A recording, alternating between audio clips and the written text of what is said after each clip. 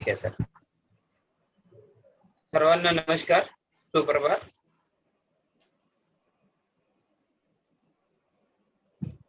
पदव्युत्तर राज्यशास्त्र विभाग श्री सिटी पिंजानी नगर महाविद्यालय नागपूर तर्फे आपण गुणी जणांचे बुद्धी प्रामाण्यवादी अभ्यासू तसेच संशोधक वर्गांचे या आभासी कार्यक्रमात मी प्राध्यापक किशोर नेताम सहर्ष हार्दिक स्वागत करतो. गुरुजनांनो, आप सर्व जानते आहात की संपूर्ण जगात विषाणू आला आणि होत्याचे नव्हते करून गेले. त्यामध्ये मनुष्यच नव्हे तर संपूर्ण जीवनसृष्टी हतबल झालेली आहे. यामध्ये सर्व सामाजिक, आर्थिक, राजकीय इत्यादी कार्यक्रमाच्या ऋतुचक्राची घडीमोड झाली आहे. असे असले तरी शैक्षणिक कार्यक्रमाची स्तरावर निर्धारांद्वारे शिक्षणाला गतिचक्र मिळवून दिले. ज्या पाश्चिमात्य आभासी शिक्षण पद्धतीला बहुतांशी लोकांनी विरोध दर्शवला होता, त्याच शिक्षण पद्धतीने या काळात आपल्याला नवसंजीवनी मिळाली. हे वास्तविक सत्याने स्वीकार्य आहे. आभासी पद्धतीने होऊ घातलेल्या 3 दिवसीय व्याख्यानात त्या 3 दिवसात आपल्याला वेगवेगळ्या 3 विषयावर बौद्धिक मार्गदर्शन लाभणार आहे. यामध्ये ऋतुचक्राच्या स्वागताही वसुधरा आज आतुर झाली, तसेच आपल्या स्वागतास आभासी उत्सुकता झाली. आजच्या पहिल्या दिवशीच्या व्याख्यानात अध्यक्ष म्हणून श्री सिटी पिंजानी नगर महाविद्यालयाचे आचार्य डॉक्टर सुजित मेत्रे सर, तर प्रमुख वक्ता म्हणून प्राध्यापक विवेकानंद नरताम सर, ते दिल्ली विश्वविद्यालयातील सहाय्यक प्राध्यापक म्हणून कार्य. राज्याचे सार्वभौमत्व व मानव अधिकार या विषयावर प्रासंगिक परिस्थितीला अनुसरून भाष्य करण्यासाठी उपस्थित आहेत. तद्वतच मार्गदर्शक राज्यशास्त्र विभागाचे विभाग प्रमुख डॉक्टर संदीप तुंडुलकर सर आजच्या आभासी पद्धतीने होत असलेल्या व्याख्यानात अगदी सन्मानपूर्वक, सहर्ष, मैत्रीपूर्वक शब्द सुमनाने मी आमच्या घरी धन शब्दाची रत्ने, शब्दाची तर शस्त्रे यत्ने करू, शब्दाची आमची जीवीचे जीवन, शब्द वाटे धन जन लोका. आजच्या या व्याख्यानाचा विषय आजच्या परिस्थितीला अनुरूप आहे. त्याची प्रती आपणा सर्वांनाच आलीच असेल. राज्यशास्त्र विषयात आहेत, नंतर त्यांना नवनवीन आयाम देण्याचा प्रयास विविध राजकीय विचार मंडळींनी वेगवेगळ्या कालखंडात केलेला आहे. त्यातील काही संकल्पना जगतात नाविन्यपूर्ण शब्द मांडणीत गुंफण्याकरिता राज्याचे सार्वभौमत्व व मानवी अधिकार या अत्याधिक महत्वाच्या विषयावर आपण चिंतकाचे मार्गदर्शक ऐकणार आहोत. आजच्या आधुनिक काळात विचार करता थोडे मागे वळून बघितले तर आपल्याला असे लक्षात येते की जोपर्यंत राजेशाही आणि साम्राज्य अस्तित्वात होते तोपर्यंत सार्वभौमत्व ही साम्राज्यवादांच्या कायदेशीर दाव्यांची एक भाग होती. एकीकडे राज्याच्या अंतर्गत कोणी बंडाळी केली तर त्यात समूहांना सार्वभौमत्वाच्या दंडुक्याने नामोहर केले जायचे, तर दुसरीकडे साम्राज्याने दावा केलेल्या भूभागावर दुसऱ्या राजवटीचे हक्क सांगितले तर सार्वभौमत्वाच्या आधारे तो नाकारला यायचा. पण जसजशी राष्ट्रवादाची सरशी होऊन राष्ट्र राज्य उभी राहू लागली तसतसा सार्वभौमत्वाचा एक धागा राष्ट्रवादाच्या भावना जाणीवेशी जोडला गेला आणि त्यामुळे सार्वभौमत्वाचे दावे अधिकच धारदार झाले. आता राजा किंवा सरकार यापेक्षा आपण आपला देश त्यांच्या प्रतिष्ठेची आणि सन्मानाची सार्वभौमत्वाचा संबंध जोडला जाऊ लागला आणि त्यामुळेच सरकारी प्रक्रिया देखील भावनिक झाला. म्हणजे सार्वभौमत्व अधोरेखित करणे हा अशा प्रकारे राष्ट्रवादाचा एक आविष्कार आहे. एकीकडे आपले राष्ट्र सार्वभौम आहेत हा युक्तिवाद राष्ट्रवादाच्या लोकप्रियतेसाठी उपयोगी ठरला, तर दुसरीकडे त्यामुळे सार्वभौमत्व कोण असते हा प्रश्न बाजूला पडून राष्ट्र ही एक अमूर्त कल्पना सार्वभौम असते असे मानले जाऊ लागले. म्हणजे सार्वभौमत्वाचे गूढ स्वरूप पक्के झाले आणि त्यामुळेच 20व्या शतकात आपल्याला राष्ट्रीय सार्वभौमत्वाच्या आव्हानावर आधारित राजकारण प्रचलित होऊन या संकल्पना महत्वाच्या वाढतात. त्यामुळेच त्यातूनच मग आपल्या मानवी हक्काचा पण एक विचार करावा लागतो आणि म्हणूनच धर्माने काही माणसाला हक्क घेऊन येतो आणि त्याच गृहीतकावर या हक्काची मागणी करता येतात. ही संकल्पना वेगवेगळ्या ग्रीक असेल, रोमन विचारवंतांच्या तसेच ख्रिस्ती तत्वज्ञानातही आपल्याला दिसून येते. आणि म्हणूनच मानवी अधिकार म्हणजे प्रत्येक माणसाला असणारे जे निसर्गदत्त मूलभूत अधिकार आहेत, हे अधिकार त्याला जन्मताच मिळतात. पण तरी त्यावर आक्रमण होत असते आणि त्यामुळेच ते अबाधित राहण्यासाठी आपण प्रयत्नशील असतो.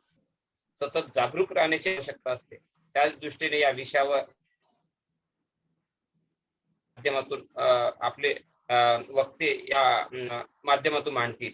तत्पूर्वी आजच्या व्याख्यानाची जी रूपरेखा अर्थातच प्रास्ताविक करण्यासाठी मी आमच्या राज्यशास्त्र विभागाचे प्रमुख डॉक्टर संदीप कुंडुलवार सर यांना आमंत्रित करतो. सरांच्या कार्यक्रमाच्या प्रास्ताविकावर भाष्य करावे. सर धन्यवाद। आप सभी को मेरा प्रणाम, सादर प्रणाम।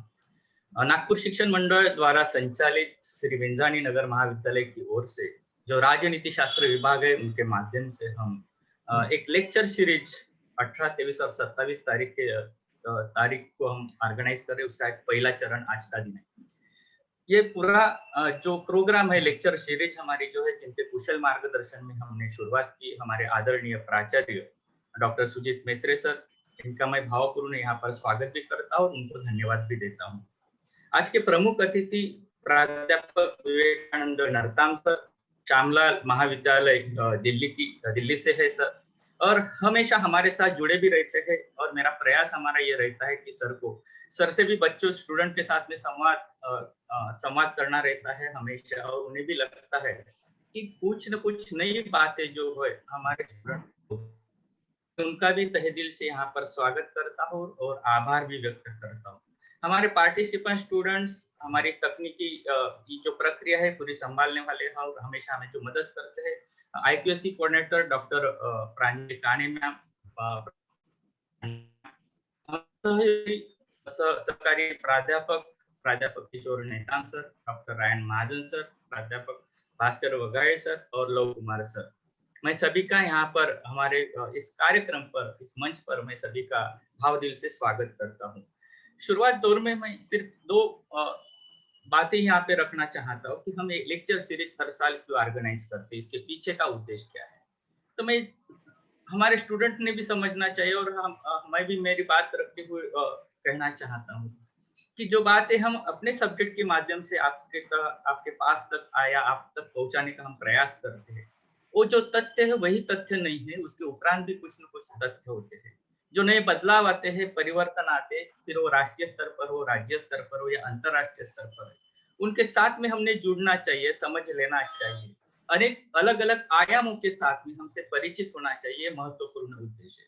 और हर साल हम प्रयास करते हैं कि जो भी नए लोग हैं या यहाँ इस क्षेत्र के तज्ञ लोग हैं जो इस पर बात कर सकते हैं, आप तक पहुंचा सकते हैं, उनको हम सादर आमंत्रित करते हैं और उनके माध्यम से हम आप तक नए विषयों को सुलझाने का और बात रखने का हम प्रयास करते आए हैं। उसका एक पहला चरण आज विवेकानंद नरताम सर आपके सामने रखने वाले हैं।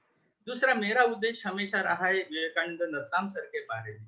वो भी विदर्भ के हैं, एक छोटे से कस्बे से वो आते हैं, भामरागढ़ तालुका के अंदर में एक छोटा सा कस्बा है, वहां से वो बिलोंग करते हैं। वहां से उन्होंने अपनी शुरुआत कर भारत की जो राजधानी है, जिसको हम कैपिटल मानते हैं, वहां तक पहुंचकर उन्होंने अपना एक जो सिक्का बनाया, वहां पर जाकर उन्होंने सिर्फ प्रोफेसरशिप में उन्होंने अपनी पूरी जो कार्यकाल है उसको ढला नहीं, अलग अलग प्लेटफॉर्म पर उनकी जो एक्टिविटी है पूरे भारत में, वो सबसे ज्यादा मेरे लिए भी महत्वपूर्ण मुझे लगती है। और इसीलिए मुझे हमेशा लगता है कि सर ने बच्चों के साथ हमारे संवाद इसीलिए करना चाहिए कि हम सिर्फ जो काम करते हैं या हमारे सिर्फ सब्जेक्ट से उसके बाहर जाकर हमारे अंदर जो कॉन्फिडेंस है, इसके लिए जो इच्छा शक्ति है, उस निर्माण करने के लिए हमें क्या करना चाहिए। और मैं हमारे स्टूडेंट्स को हमेशा भी कहता हूँ और आज भी इस प्लेटफॉर्म से कहना चाहता हूँ, अगर आप लोगों को कल चलकर अगर IAS के लिए अच्छी कोचिंग आपको अगर चाहिए, उसके लिए मालूमात चाहिए, जानकारी चाहिए, तो आप नरताम सर से आप बात कर सकते हैं, पूछ सकते हो। और इस माध्यम से कहीं ना कहीं हम लोग हमारे बच्चों के अंदर में एक नया सृजन शैली अगर निर्माण करने की कोशिश करते हैं, तो शायद ये अच्छी बात रहेगी। और यही उद्देश्य के साथ में राजनीति शास्त्र गए बीते 10 सालों से हम निरंतर लेक्चर सीरीज का आगाज कर रहे हैं, आपके सामने ला रहे हैं। यही एक महत्वपूर्ण उद्देश्य है, जिसकी बात मैंने अंतरराष्ट्रीय, राष्ट्रीय और राज्य स्तर के स्तर पर जो भी बदलाव आते उसके ऊपर में मैंने की थी। आज का भी जो सब्जेक्ट सर ने लिया है वो रिलेवेंट है, उसके ऊपर में भी बहुत सारी डिबेट चल रही है और चर्चा भी हो रही है। सिर्फ एक मुद्दे को मैं यहाँ रखना चाहता हूँ कि जब राज्य की सावर्णिति की बात आती है, सार्वभौमत्व की बात आती है, तो हर कोई राज्य अपने अपने तरीके से उसकी एक परिभाषा करता है और अपनी अपनी परिभाषा में डालकर वो बताने की कोशिश करता है कि नहीं, राज्य की सार्वभौम सत्ता ही कितनी उचित है। उसके दो भी पहलू है, दो खेमे है और दो खेमे अपनी अपनी बात को हमेशा रखने का उन्होंने प्रयास भी किया है। शायद ब्लंशली ने कहा था कि राज्य तो ईश्वर निर्मित है और परमेश्वर का वरदान है, और पृथ्वी पर जो राज्य निर्माण हुआ है उसका संकेत अगर क्या है तो ईश्वरवादी का संकेत है। जब हम ईश्वर के साथ जोड़ते हैं तो उसके खिलाफ हम बात नहीं करते, ईश्वर के साथ अगर जोड़ने का प्रयास करते तो उसको हम चैलेंज भी नहीं कर सकते। और इसीलिए जब इसी अंदर से या इसी भूमिका से राज्य का सार्वभौमत्व बढ़ जाता है। शायद रोमन लॉ में इस बारे में बहुत सटीक सा वर्णन आता है और उसमें लिखा गया है, the will of the Prince has the force of law, since the people have transferred to him all their rights and powers। हम जब भी बात करते हैं इस बारे में तब हमें लगता है कि नहीं, राज्य और राज्य को संचालित करने वाला ही व्यक्ति अहम होता है, चाहे वो राजा हो, आज के दौर के पंत प्रधान हो या राष्ट्राध्यक्ष हो। और इस बारे में फिर ह्यूमन राइट्स की बात चलने लगती है। शायद हम एक बात पता कर सकते हैं कि मोनार्कैमस नामक का पहला संप्रदाय था विश्व में जिन्होंने इस बात के खिलाफ पहली आवाज उठाई थी, और जहां में अल्थिशियस नाम का विचारवंत था और उसने इसके बात को सामने में लाके सामने लाने का उसने प्रयास किया और अपनी बात भी रखी। और उसी बात को बाद में लास्की हो या फिगिस हो, लिंडसे है, बार्कर है और क्रैबे है, उन्होंने सामने में लाने की कोशिश की। शायद हम द न्यू स्टेट अगर किताब पढ़ते हैं मिस पायलट की तो उसमें से पता चल जाता है कि हमारी सावर्निटी के बारे में जो भी बातें होती है वो राज्य की है या जनता की है या प्लूरलिज्म की बात है इस पर। और उसके साथ में जुड़े हुआ सबसे अहम मुद्दा जो है पहले वो मानवीय हकों का है। तो इस बारे में सर यहाँ पर चर्चा करने वाले हैं। मुझे यहाँ पर प्रास्ताविक के लिए सर ने आमंत्रित किया और हमारी उद्देश्य पूर्तता क्या है इस बारे में मुझे मेरा वक्तव्य, मेरी बात रखने की आपने जो अपॉर्चुनिटी आपने दी, मैं यहाँ पर आभार व्यक्त करता हूँ और मेरे प्रास्ताविक को यहाँ पर मैं विराम देता हूँ। नमस्कार, धन्यवाद। धन्यवाद सर, अगदी समर्पक आणि मार्मिक शब्दात आपण प्रास्ताविकात आजच्या कार्यक्रमाची रूपरेखा मांडली। त्यानंतर आजच्या प्रमुख अतिथीच्या परिचयासाठी मी डॉक्टर नारायण महाजन सर यांना आमंत्रित करतो। त्यांनी आजच्या प्रमुख वक्त्यांचा परिचय करून द्या। किशोर सर,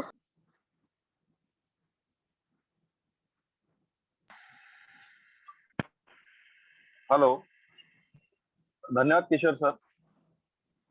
हा, धन्यवाद सर, आवाज येतो। आजच्या कार्यक्रमाचे प्रमुख मार्गदर्शक, प्रमुख वक्ते प्राध्यापक विवेकानंद नरताम सर यांचा परिचयाचा भार माझ्यावरती संचालकांनी सोपवला, त्याबद्दल मी त्यांचे आभार मानतो। डॉक्टर प्राध्यापक नरताम सरांचा परिचय करून देताना मला अत्यंत आनंद होत आहे, कारण की सरांशी आमचा जवळचा संबंध आहे। त्यामुळे प्राध्यापक विवेकानंद नरताम सर, सहाय्यक प्राध्यापक श्यामलाल महाविद्यालय नवी दिल्ली, विश्वविद्यालय नवी दिल्ली। सरांचा जन्म गडचिरोली जिल्ह्यातील कुक्कामेटा या गावात झाला, तालुका भामरागड, जिल्हा गडचिरोली। सरांच्या गावाचं वैशिष्ट्य सांगायचं झाल्यास सरांच्या गावात 60 घरे आहे आणि एका अतिदुर्गम भागातून दिल्लीपर्यंत, राजधानीपर्यंतचा प्रवास खरंच हा संघर्षमय प्रवास सरांचा राहिलेला असेल। सरांचं शालेय जीवन कुक्कामेटा, भामरागड आणि गडचिरोली येथे झालेलं आहे। त्यांचं बीएचं शिक्षण पूर्ण फर्ग्युसन कॉलेज पुणे येथे झालेलं आहे, सावित्रीबाई फुले पुणे युनिव्हर्सिटी येथे झालेलं आहे। एमए व एमफिल जवाहरलाल नेहरू विश्वविद्यालय नवी दिल्ली येथे झालेलं आहे। आंतरराष्ट्रीय संबंध आणि आंतरराष्ट्रीय संस्था यामध्ये त्यांचं स्पेशलायझेशन आहे। विविध राष्ट्रीय वृत्तवाहिन्यांवर राजकीय विश्लेषक म्हणून सरांनी सहभाग घेतलेला आहे। विविध वृत्तपत्रांमध्ये आणि डिजिटल माध्यमांमध्ये सरांनी स्तंभलेखन केलेलं आहे। विविध महाविद्यालयात सरांनी प्रमुख व्याख्याते म्हणून मार्गदर्शन केलेले आहे। आपल्याही महाविद्यालयात आमच्याकडे राज्यशास्त्र विभागामध्ये सरांचं 3-4दा भाषण आम्ही ठेवलेलं आहे. राष्ट्रीय आणि आंतरराष्ट्रीय शोध पत्रिकेमध्ये सरांचे रिसर्च पेपर पब्लिश झालेले आहे. असं बहुआयामी व्यक्तिमत्व आज आपल्याला इथे लाभलेलं आहे. तरी सरांचं मी स्वागत करतो आणि माझा इथे परिचय मी थांबवतो. धन्यवाद सर. धन्यवाद डॉक्टर महाजन सर. अगदी आपल्या ओघवत्या शैलीत आजच्या प्रमुख वक्त्यांच्या जीवन कार्यांची प्रगती पुस्तकच जणू आपण पुस्तक रूपानेच आमच्या समोर मांडली. अशा महनीय व्यक्तिमत्वाला 2 शब्द व्यक्त होणे साहजिकच आहे. सुमने होऊनी गळूनी पडावे प्रभूच्या पदकमळाशी, देह झिजावा अखंडित ह्या ज्ञानदान साधनेशी, ही एकच तळमळ मनात ठेवून नवभारताचे आधारस्तंभ तसेच विद्यार्थी शिल्प असणारी व्यक्ती म्हणजे आजचे प्रमुख वक्ते प्राध्यापक विवेकानंद नरताम सर. त्यांना आदराने सन्मानपूर्वक आमंत्रित करतो. त्यांनी आपल्या व्याख्यानाला सुरुवात करावी. आदरणीय प्राध्यापक विवेकानंद नरताम सर. धन्यवाद किशोर नेताम सर. ह्या काव्यमय संचलनासाठी आजच्या कार्यक्रमाचे प्रमुख अतिथी आणि पिंजानी महाविद्यालयाचे प्रिन्सिपाल सर श्री सुजित मेत्रे सर, तुमच्यासमोर पहिल्यांदाच मी बोलतोय आणि इथे बोलत असताना मला स्वतःच म्हणजे I feel privilege to have you in the programme. आणि हा सगळा जो परिचय झाला सर, मी मुळात सांगू इच्छितो की मी तुंडुरबाग सरांचा विद्यार्थी स्वतःला समजतो. म्हणजे मला बऱ्याचदा असं वाटतं की त्यांनी बऱ्याचदा मला इथे कार्यक्रमांमध्ये बोलावलं, ते फक्त प्रेमाखातर बोलावलं. मी काही एलिजिबल किंवा काही फार डिझर्विंग आहे किंवा फार जास्त जाणतो अशातला भाग नाही आहे. तो त्यांच्या प्रेमामुळे किंवा एक प्रकारचं प्रोत्साहन द्यायला त्यांनी सुरुवात केलेली बऱ्याच वर्षांपासून, आणि त्यामुळे तो प्रोत्साहन कायम राहिलेला आहे. त्यामुळे ते मला बोलावत असतात आणि त्यांच्या प्रेमामुळे मी येत असतो.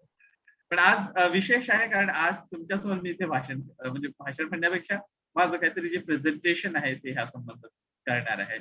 कारण सरांशी एक प्रकारचा अनौपचारिक संबंध आहे. बाकी रायन सर, किशोर, वाघाळे सर, बाकी सगळ्यांशी नियमित भेटणं आहे. त्यामुळे आमचे अगदी मैत्रीत्वाचे संबंध आहेत.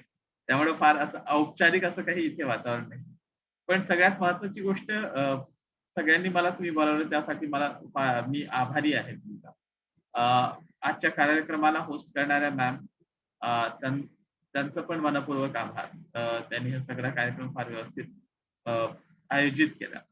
सगळ्यात महत्वाची गोष्ट मला कौतुक आणि दुसरी गोष्ट मला सकारात्मकता पण जाणवते ती अशी की हे जे नवीन ऍडमिशन झालेले विद्यार्थी आहेत ते जवळजवळ 67-68च्या संख्येने म्हणजे विद्यार्थी असतील तरी 65-66च्या संख्येने जॉईन केलेले आहेत. ही फार सकारात्मक गोष्ट आहे. मी दिल्ली युनिव्हर्सिटीमध्ये शिकवतो एवढ्या वर्षांपासून, पण मला तो उत्साह इथल्या विद्यार्थ्यांमध्ये दिसला नाही. कारण मी काल माझ्या बऱ्याच विद्यार्थ्यांना सांगितलं की माझं उद्या लेक्चर आहे आणि ते वेगळ्या विषयावर आहे, तर मी हिंदीमध्ये बोलणार आहे असं मी त्यांना सांगितलेलं होतं.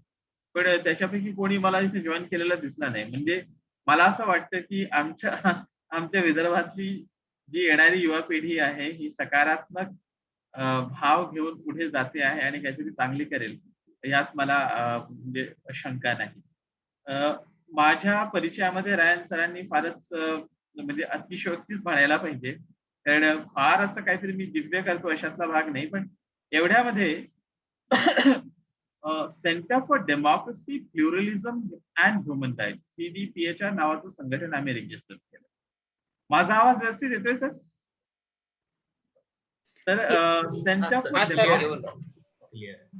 तर centre for democracy, pluralism and human rights CDPHR असं त्याचं शॉर्ट फॉर्म आम्ही केलं. त्या संघटनेचं आम्ही राष्ट्रीय स्तरावर त्याचे रजिस्ट्रेशन आम्ही केलं आणि प्रायमॅरिली ह्युमन राईट्स वर काम करणं हा त्यामागचा उद्देश आहे.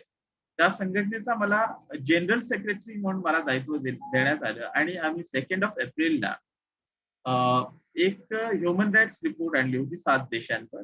त्याच्यामध्ये भारत, पाकिस्तान, अफगाणिस्तान, बांगलादेश, श्रीलंका, इंडोनेशिया, मलेशिया आणि तिबेटवर मी रिपोर्ट लिहिलेली होती. त्यामागचा उद्देश असा आहे की ह्युमन राईट्स ही कॉन्सेप्ट जी आहे म्हणजे त्या संदर्भामध्ये आजचा विषय जो आहे राष्ट्रीय संप्रभुता, नॅशनल सॉव्हरॅनिटी और स्टेट सॉव्हरॅनिटी आणि ह्युमन राईट्स, हा जो कॉन्टेक्स्ट आहे. पण human rights as a notion म्हणजे ह्या संदर्भात सरांनी एक फार व्यापक अशी व्यापक गोष्ट सांगितलेली आहे आणि त्यामुळं फार नवीन काही सांगण्यासारखं माझ्याकडे आहे अशातला भाग मला वाटत नाही. पण म्हणजे मी त्यांच्या एवढा ओघवता पूर्ण सांगू शकेन का असा मला प्रश्न आहे. पण तरीही त्या ह्युमन राईट्स ची जी संघटना आम्ही तयार केलेली आहे त्यामागचा उद्देशच असा आहे की त्या संघटनेच्या माध्यमातून ह्युमन राईट्स प्रायमॅरिली अगर आपण बघितलं तर हे वेस्टर्न नोशन्स त्याचं डॉमिनन्स आहे त्यावर. आणि त्यामुळे भारतामध्ये असं एक केंद्र असावं की भारताची बाजू आंतरराष्ट्रीय स्तरावर मांडू शकते किंवा भारतीय समुदाय जो विविध देशांमध्ये राहतो आणि बाकी इतर मायनॉरिटीज पण तिथे त्या देशांमध्ये राहतात. पण हा आवाज पाहिजे त्या हिशोबाने तो उठत नाही. त्यामागचा उद्देश होता आणि त्यामुळे आम्ही 2 एप्रिल ह्याच वर्षी 2021 मध्ये आम्ही रिपोर्ट आणली होती 7 देशांवर. त्या रिपोर्टच्या रिलीज फंक्शनला तिबेटन गव्हर्नमेंट ऑफ एक्झाईल जे सेंट्रल तिबेटन ऍडमिनिस्ट्रेशन जे म्हटलं जातं जे धर्मशाळेमधनं चालतं, जे 1949 साली जेव्हा दलाई लामा आणि त्यांचे अनुयायी जेव्हा भारतामध्ये आले तर आपण त्यांना जे आश्रय दिलं आणि धर्मशाळेमधनं त्यांची जी पार्लमेंट चालते त्याला आपण आपल्या भाषेमध्ये तिबेटन गव्हर्नमेंट इन एक्झाईल म्हणतो आणि ते सेंट्रल तिबेटन ऍडमिनिस्ट्रेशन म्हणतात. तर त्याचे प्रेसिडेंट डॉक्टर लॉबसांग सांगे ते पण स्वतः अकॅडमिशियन आहे, हार्वर्ड युनिव्हर्सिटीमध्ये आधी प्रोफेसर होते.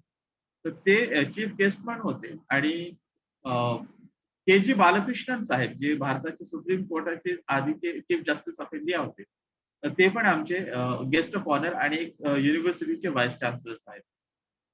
तर ह्या कॉन्टेक्स्ट मध्ये सरांना वाटलं असेल की हा ह्युमन राईट्सवर आता काम करण्यासाठी काहीतरी प्रयत्न करतोय किंवा ह्यांनी हा विषय तयार केलाय की he has decided on his area of one of his area of interest.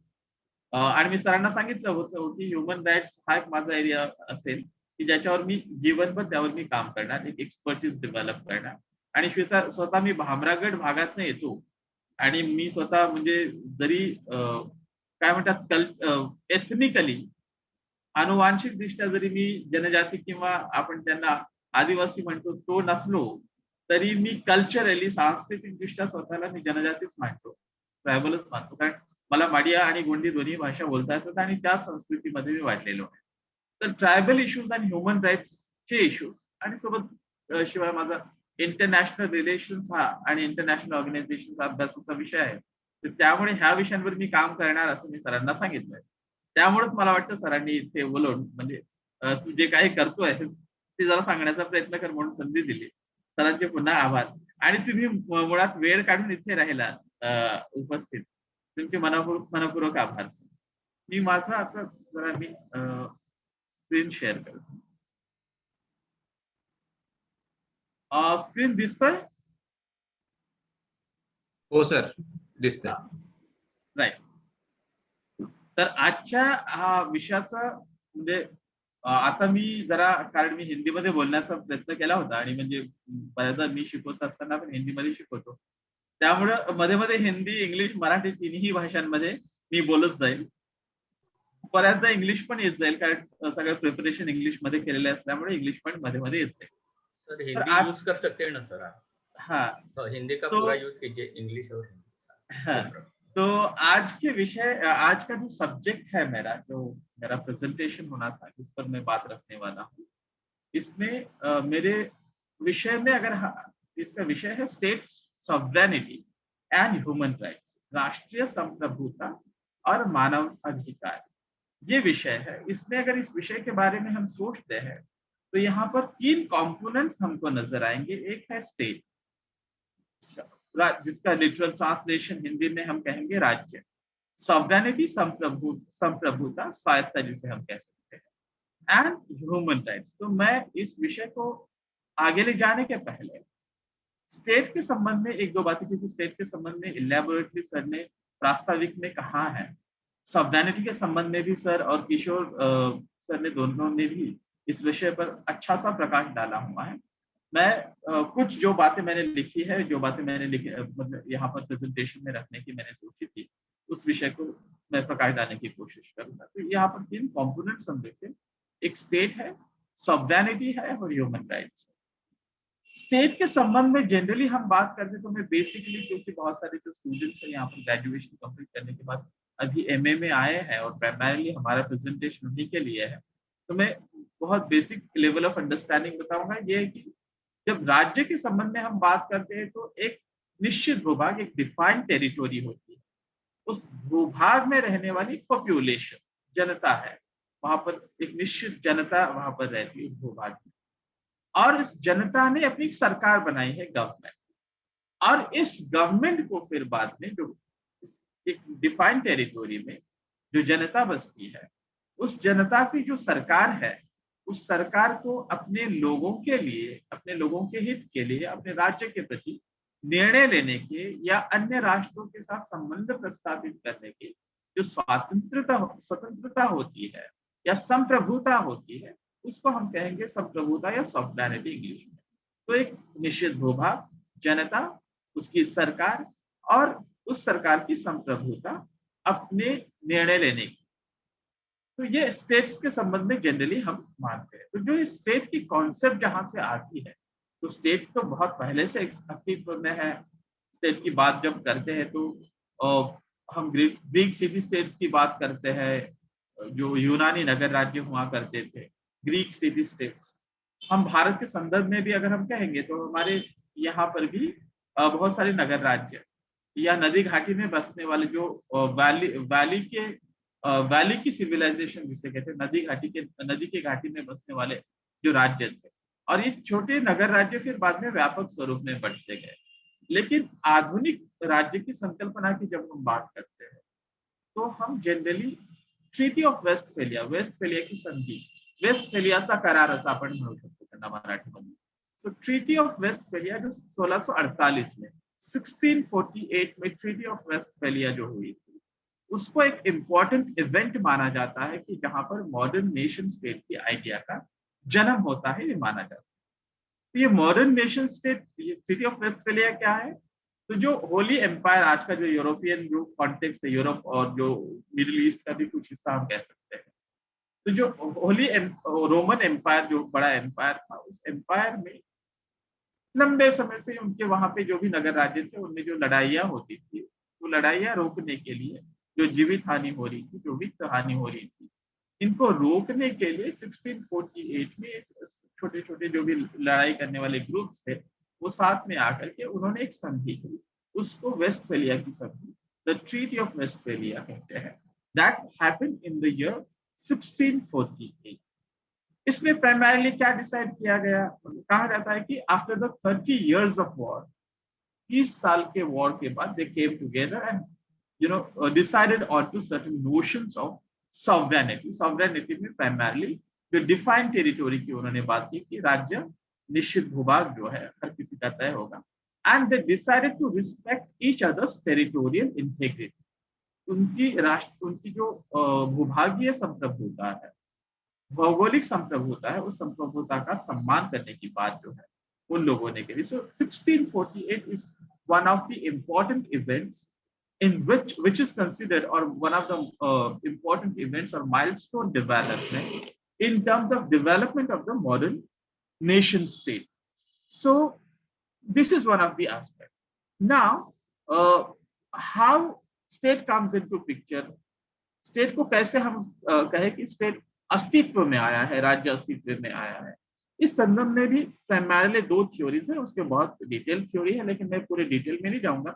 मैं आपको एक बेसिक आइडिया बताऊंगा कि एक देयर आर 2 थ्योरीज, एक कॉन्स्टिट्यूटिव थ्योरी ऑफ स्टेटहुड और जो दूसरी है declarative theory of statehood. So what is meant by constitutive theory of statehood?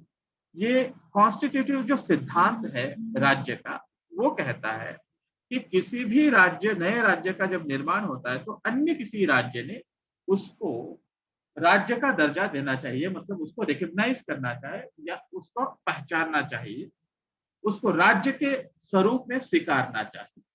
तो इस संदर्भ में अगर देखते हैं तो तो कांग्रेस ऑफ वियना जो हुई थी 1885 में कांग्रेस ऑफ वियना का जो फाइनल पैक्ट हुआ था, फाइनल संधि हुई थी, उसमें 39 राज्यों को स्वीकृति या फिर उनको रिकॉग्नाइज किया गया। तो 39 states received recognition and they were considered to be the factors in the European diplomatic system. तो यूरोपियन जो डिप्लोमेटिक सिस्टम का डिप्लोमेसी या फिर राजनयिक संबंध जिसकी बात करते हैं वो देशों के बीच में होते हैं। तो डिप्लोमेटिक सिस्टम में 39 स्टेट्स को 1885 में 1885 में जो कांग्रेस ऑफ वियना का जो फाइनल पैक्ट अंतिम जो संधि हुई थी उसमें 39 स्टेट्स को रिकॉग्नाइज किया। इसका मतलब क्या हुआ, जो कॉन्स्टिट्यूटिव थ्योरी ऑफ स्टेट की जब मैं बात कर रहा था तो कॉन्स्टिट्यूटिव थ्योरी ऑफ स्टेट में कोई एक स्टेट जो है, मतलब कोई एक नया स्टेट जब आता है तो उसको एटलीस्ट दूसरे एक स्टेट में रिकॉग्नाइज करना चाहिए, उसको स्वीकारना चाहिए कि इसमें राज्य बनने की पूरी क्षमता है। अब इसका मतलब क्या हुआ कि जो कांग्रेस ऑफ वियना का पैक्ट की जो मैं बात अभी कह रहा था तो उसमें 39 स्टेट्स को रिकॉग्नाइज किया गया। मतलब इन प्रैक्टिस ऐसा हुआ कि वास्तव में ये हुआ कि जो ग्रेट पावर्स है यूरोपियन कॉन्टेक्स्ट में, उनमें से किसी एक ग्रेट पावर ने दूसरे एक नए से उदय हुए राष्ट्र को स्वीकारना चाहिए कि एक स्वतंत्र राष्ट्र है। So this is constitutive theory of state, जहां पर रिकॉग्निशन की आवश्यकता है। ऑन द अदर हैंड, ये जो डिक्लेरेटिव थ्योरी ऑफ स्टेट में जो कहती है वो जनरली कहते हैं कि ऐसी किसी रिकॉग्निशन की कोई आवश्यकता है नहीं, there is no need of any recognition from any other state. अगर किसी भी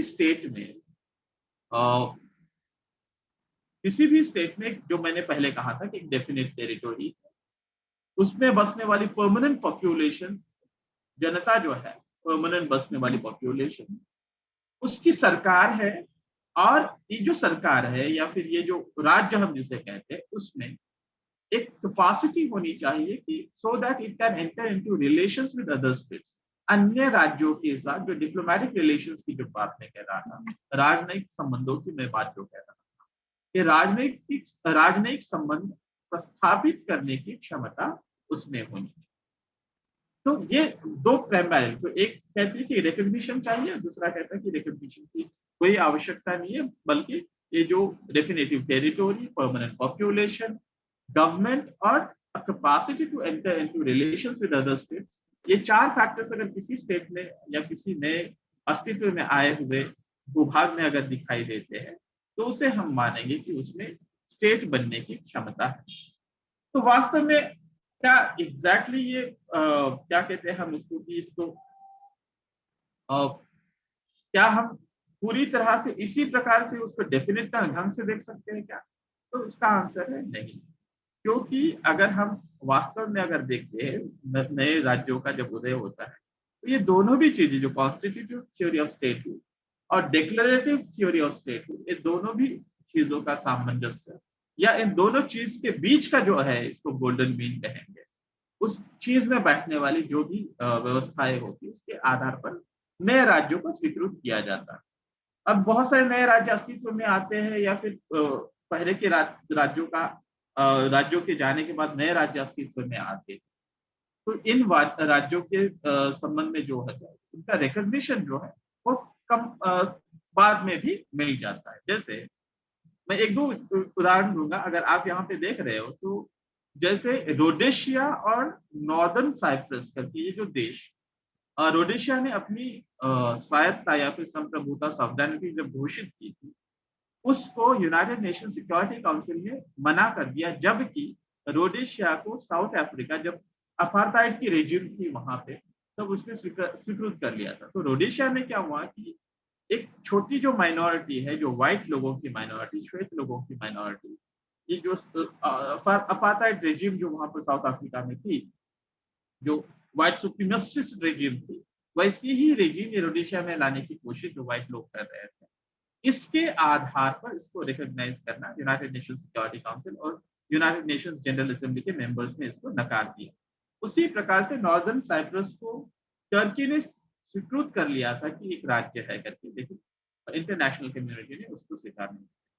इसी संबंध में अगर हम कहते हैं कि इफ नॉट इमीडिएटली, अगर तभी नहीं, so slowly and gradually over a period of time कुछ राज्यों को रिकॉग्निशन मिलता गया है। जैसे अगर हम बात करते हैं तो 1917 में जार की सत्ता पालट करते हुए, after throwing away the Tsar's power in the Russia, Russia के उस समय में, एंड नया जो राष्ट्र बना था यूएसएसआर, या जिसे सोवियत यूनियन कहते थे, सोवियत रशिया का 1917 में जब रेवोल्यूशन, बोल्शेविक रेवोल्यूशन होती है, तो वो एक नया राज्य बन गया और उसने अपनी सॉवरेनिटी घोषित की। लेकिन यूरोप और अमेरिका के बहुत सारे राज्यों ने 1921 तक उसको एक स्वतंत्र राष्ट्र के स्वरूप में स्वीकारने के लिए रोक लगाई थी। 1921 के बाद उसको रिकॉग्नाइज करना उन्होंने शुरू कर दिया। उसी प्रकार से अगर हम देखते हैं बांग्लादेश के संबंध में अगर बात करें तो 1971 में मुक्ति वाहिनी की लड़ाई के बाद बांग्लादेश 1971 में स्वतंत्र राष्ट्र बन गया। लेकिन यूनाइटेड स्टेट्स जैसे राष्ट्र, क्योंकि यूनाइटेड स्टेट्स भारत के प्रति उनका रवैया जरा अलग था, और भारत की वजह से बांग्लादेश एक स्वतंत्र राष्ट्र बना था पाकिस्तान से फूट करके। तब जाकर के उन्होंने 1971 में स्वतंत्र होने के बावजूद भी 1972 तक समय लिया था बांग्लादेश को एक स्वतंत्र राष्ट्र के रूप में स्वीकारने के लिए। तो इसका मतलब ये हुआ कि हम एग्जैक्टली किसी भी स्टेट को रिकॉग्नाइज करने के लिए पूरी तरह से कॉन्स्टिट्यूटिव थ्योरी ऑफ स्टेटहुड या डिक्लेरेटिव थ्योरी ऑफ स्टेटहुड, ऐसे पूरी तरह से उसको एब्सोल्यूट ढंग से हम उसको देख नहीं सकते। उसके बहुत सारे permutations and combinations international politics होती है कि जिसके माध्यम से नए स्टेट्स को रिकॉग्नाइज किया जाता है। As of now United Nations के जितने मेंबर हैं 192 टू 193 एग्जैक्टली, आंकड़ा याद नहीं आ रहा है, लेकिन 192 या 193 जो मेंबर्स है, they are recognised by the international community as the states. Now अब जो ये हुआ स्टेट की बात जो मैं कह रहा था, मैंने कहा था कि we have three components, one is the state, another one is the sovereignty, और थर्ड जो part of my presentation would focus on the human rights and the interrelationship between the state sovereignty and the human rights. So how do we understand, or what do we mean by the sovereignty, by the term sovereignty? संप्रभुता, sovereignty से मतलब हम क्या समझते हैं कि कोई भी राज्य हो, छोटा राज्य हो या बड़ा राज्य हो, हर राज्य को अपने टेरिटोरी में, अपने भूभाग में पूर्ण स्वतंत्रता होती है। ये इंटरनेशनल लॉ ने स्वीकृत किया है, अंतरराष्ट्रीय कानून व्यवस्था में ये स्वीकृत किया है कि कोई भी राज्य हो, छोटा राज्य हो या बड़ा राज्य हो, चाइना हो, भारत हो, अमेरिका हो, रशिया हो, ये बड़े राज्य या छोटे राज्य जो भी होते हैं, जैसे बांग्लादेश, नेपाल, श्रीलंका, ऐसे छोटे राज्य हो, ये सभी राज्यों को अपनी जो संप्रभुता का जो अधिकार है, उनको वो है अपने टेरिटोरी में, अपने भूभाग में पूर्ण संप्रभुता का अधिकार है। ये अंतरराष्ट्रीय कानून व्यवस्था इंटरनेशनल लॉ के द्वारा स्वीकृत किया गया है। और अगर हम देखते हैं तो यूनाइटेड नेशंस चार्टर जो 1945 के बाद जो यूनाइटेड नेशंस बना, और उसका जो जैसे भारत की कॉन्स्टिट्यूशन है वैसे यूनाइटेड नेशंस का चार्टर है, उस यूनाइटेड नेशंस के चार्टर में भी ये स्वीकृत किया गया है। जो यूनाइटेड नेशन चार्टर कहता है, nothing shall authorise the United Nations to intervene in the matters which are essentially within the domestic jurisdiction of any state. किसी भी स्टेट के डोमेस्टिक जुरिसडिक्शन जो है, उनका स्थानीय मुद्दा है, उन स्थानीय मुद्दों में यूनाइटेड नेशंस किसी भी हालत में, मतलब वहां पर हस्ताक्षेप नहीं करेगा। उसके कुछ आयाम अलग है जो आगे चलकर हम जब बात करेंगे तो वो सामने आएगा। उसी के साथ आर्टिकल 2 इन ब्रैकेट 4, जो यूनाइटेड नेशन चार्टर का आर्टिकल 2 इन ब्रैकेट 4, आप देख पा रहे हो ना सभी लोग कि मैं जो सेकंड स्लाइड पे हूँ, तो आर्टिकल 2 इन ब्रैकेट 4 हम जो कहते हैं, it says that members shall refrain in their international relations from the threat or use of the force against the territorial integrity or political independence of the state. तो जो United Nations का निर्माण हुआ था, इंटरनेशनल पीस एंड सिक्योरिटी, और sovereignty को, संप्रभुता को सम्मान करने की जो बात कही गई, उसमें आर्टिकल 2 इन ब्रैकेट 4 में क्लियरली कहा गया है कि यूनाइटेड नेशंस के जो भी सदस्य राष्ट्र है वो किसी अन्य राष्ट्र के टेरिटोरियल इंटेग्रिटी, मतलब उनके भूभागीय स्वायत्तता या उनकी राजनीतिक स्वतंत्रता, इसको किसी भी तरह से हानि नहीं पहुंचाएंगे। They will not disturb the territorial integrity or political independence of states. And then third, Article 51 of the UN Charter again says that it says that it talks about the inherent rights of state to defend in case of armed attack. अगर किसी भी राज्य के खिलाफ कोई दूसरा राज्य armed attack अगर करता है तो उस आर्म्ड अटैक के खिलाफ उसको डिफेंड करना, अपने आप को डिफेंड करना, अपने आप को सुरक्षित रखना, उसका अधिकार जो है, सेल्फ डिफेंस का अधिकार जो है राज्य को होता है। इससे ये तीन बातों से मैंने इसलिए 2-3 बातें कही। यूनाइटेड नेशन चार्टर की पहली जो बात मैंने कही, सेकेंड आर्टिकल 2 इन ब्रैकेट 4 की बात की और आर्टिकल 51 की बात कही। इससे ये हमको पता चलता है कि जो रिकॉग्नाइज राज्य जो है, जो स्वीकृत राष्ट्र है अंतरराष्ट्रीय व्यवस्था में, अंतरराष्ट्रीय राजनीतिक व्यवस्था में, उन सभी राष्ट्रों की राष्ट्रीय स्वायत्तता जिसे कहते हैं, राष्ट्रीय संप्रभुता जिसे कहते हैं, नेशनल सॉवरेनिटी इंग्लिश में जिसे हम कहते हैं, उस तत्व को यूनाइटेड नेशंस के माध्यम से भी स्वीकारा गया है। पहले तो मैंने कहा 1648 में the treaty of Westphalia, and even in modern times after 1945, after the end of the second world war, United Nations का जब फॉर्मेशन हुआ, even the very idea of the formation of the United Nations also accepts the principle of sovereignty as the guiding force to maintain international peace and security in the international world. So this is the, so we in brief we have talked about state, and to an extent we have also talked about sovereignty. Now what is human rights? अब देखिए कि human rights generally is international idea. Human rights, the notions of human rights are providing for certain essential needs or protecting the population has always been the state's idea. राज्य के माध्यम से लोगों की कल्याण करना, लोगों की सुरक्षा करना, ये कल्पना हर किसी राज्य को रही। The very idea of the nation state, social contract की आइडिया की जो बात हम कहते हैं, जॉन लॉक रूसो के, हॉब्स लॉक रूसो की जितनी भी आइडियाज है, इसको सामाजिक समझौता हम कहते हैं या सोशल कॉन्ट्रैक्ट जिसे कहते हैं, उसमें इन सभी लोगों ने यही कहा है कि राज्य कोई डिवाइन नहीं है, कोई प्रदत्त नहीं है, भगवान का दिया हुआ नहीं है, वो लोगों ने बनाया हुआ है। राज्य लोगों की, जब राज्य का काम ही ये होता है कि ये जो स्टेट ऑफ अनार्की है, ये अराजकता की परिस्थिति से अपने आप को बचाते हुए अपनी लाइफ, लिबर्टी एंड प्रॉपर्टी, अपनी जीवन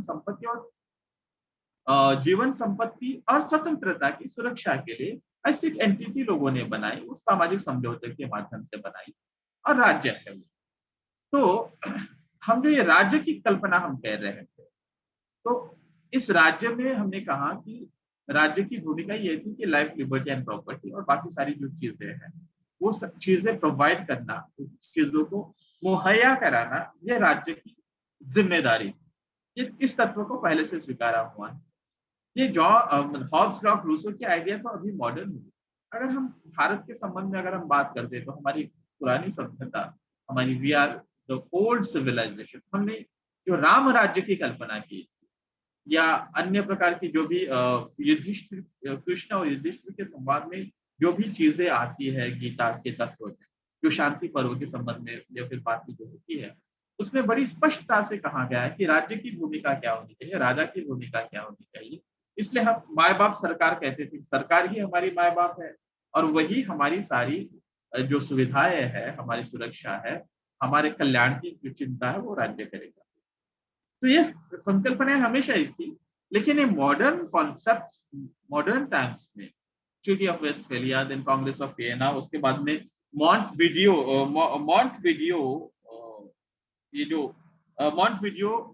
कमीशन जो थी, उसके वो जो हुई थी उसमें भी इस तत्व का स्वीकार किया गया था कि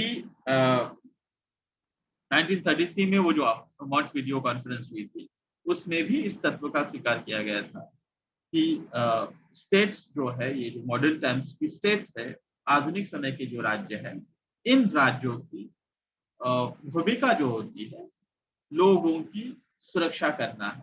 पर प्राइमरली जो सेकेंड वर्ल्ड वॉर के एंड के बाद, after the end of the second world war, primarily people realized that wars essentially led to the lot of destruction of property and lot of destruction of human lives, मानवीय जीवन और संपत्ति का बड़े पैमाने पर एक नुकसान हुआ है, उसका डिस्ट्रक्शन हुआ है। And therefore international peace and security को अगर हमको प्रोटेक्ट करना है, we also need to respect the individual dignity. एक व्यक्ति का सम्मान जो होता है, व्यक्ति की सुरक्षा है, उसकी चिंता हमें करनी पड़ेगी। इसलिए ह्यूमन राइट्स की नोशंस को सबसे पहले यूनाइटेड नेशंस के फॉर्मेशन के बाद ये एक्सेप्ट किया गया। इसलिए United Nations human Rights commission, United Nations commission on human rights बनाई गई थी इन 1947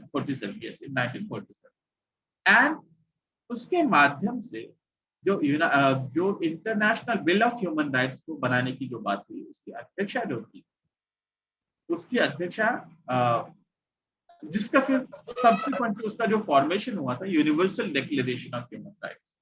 और इस universal declaration of human rights United Nations general assembly है, संयुक्त राष्ट्र संघ की आम सभा, उसमें United nation universal declaration of human rights को पारित किया गया था। और वो universal declaration of human rights मतलब बिल ऑफ राइट्स है, human bill of human rights है, जो 10th of December 1948 में उसका स्वीकार किया गया।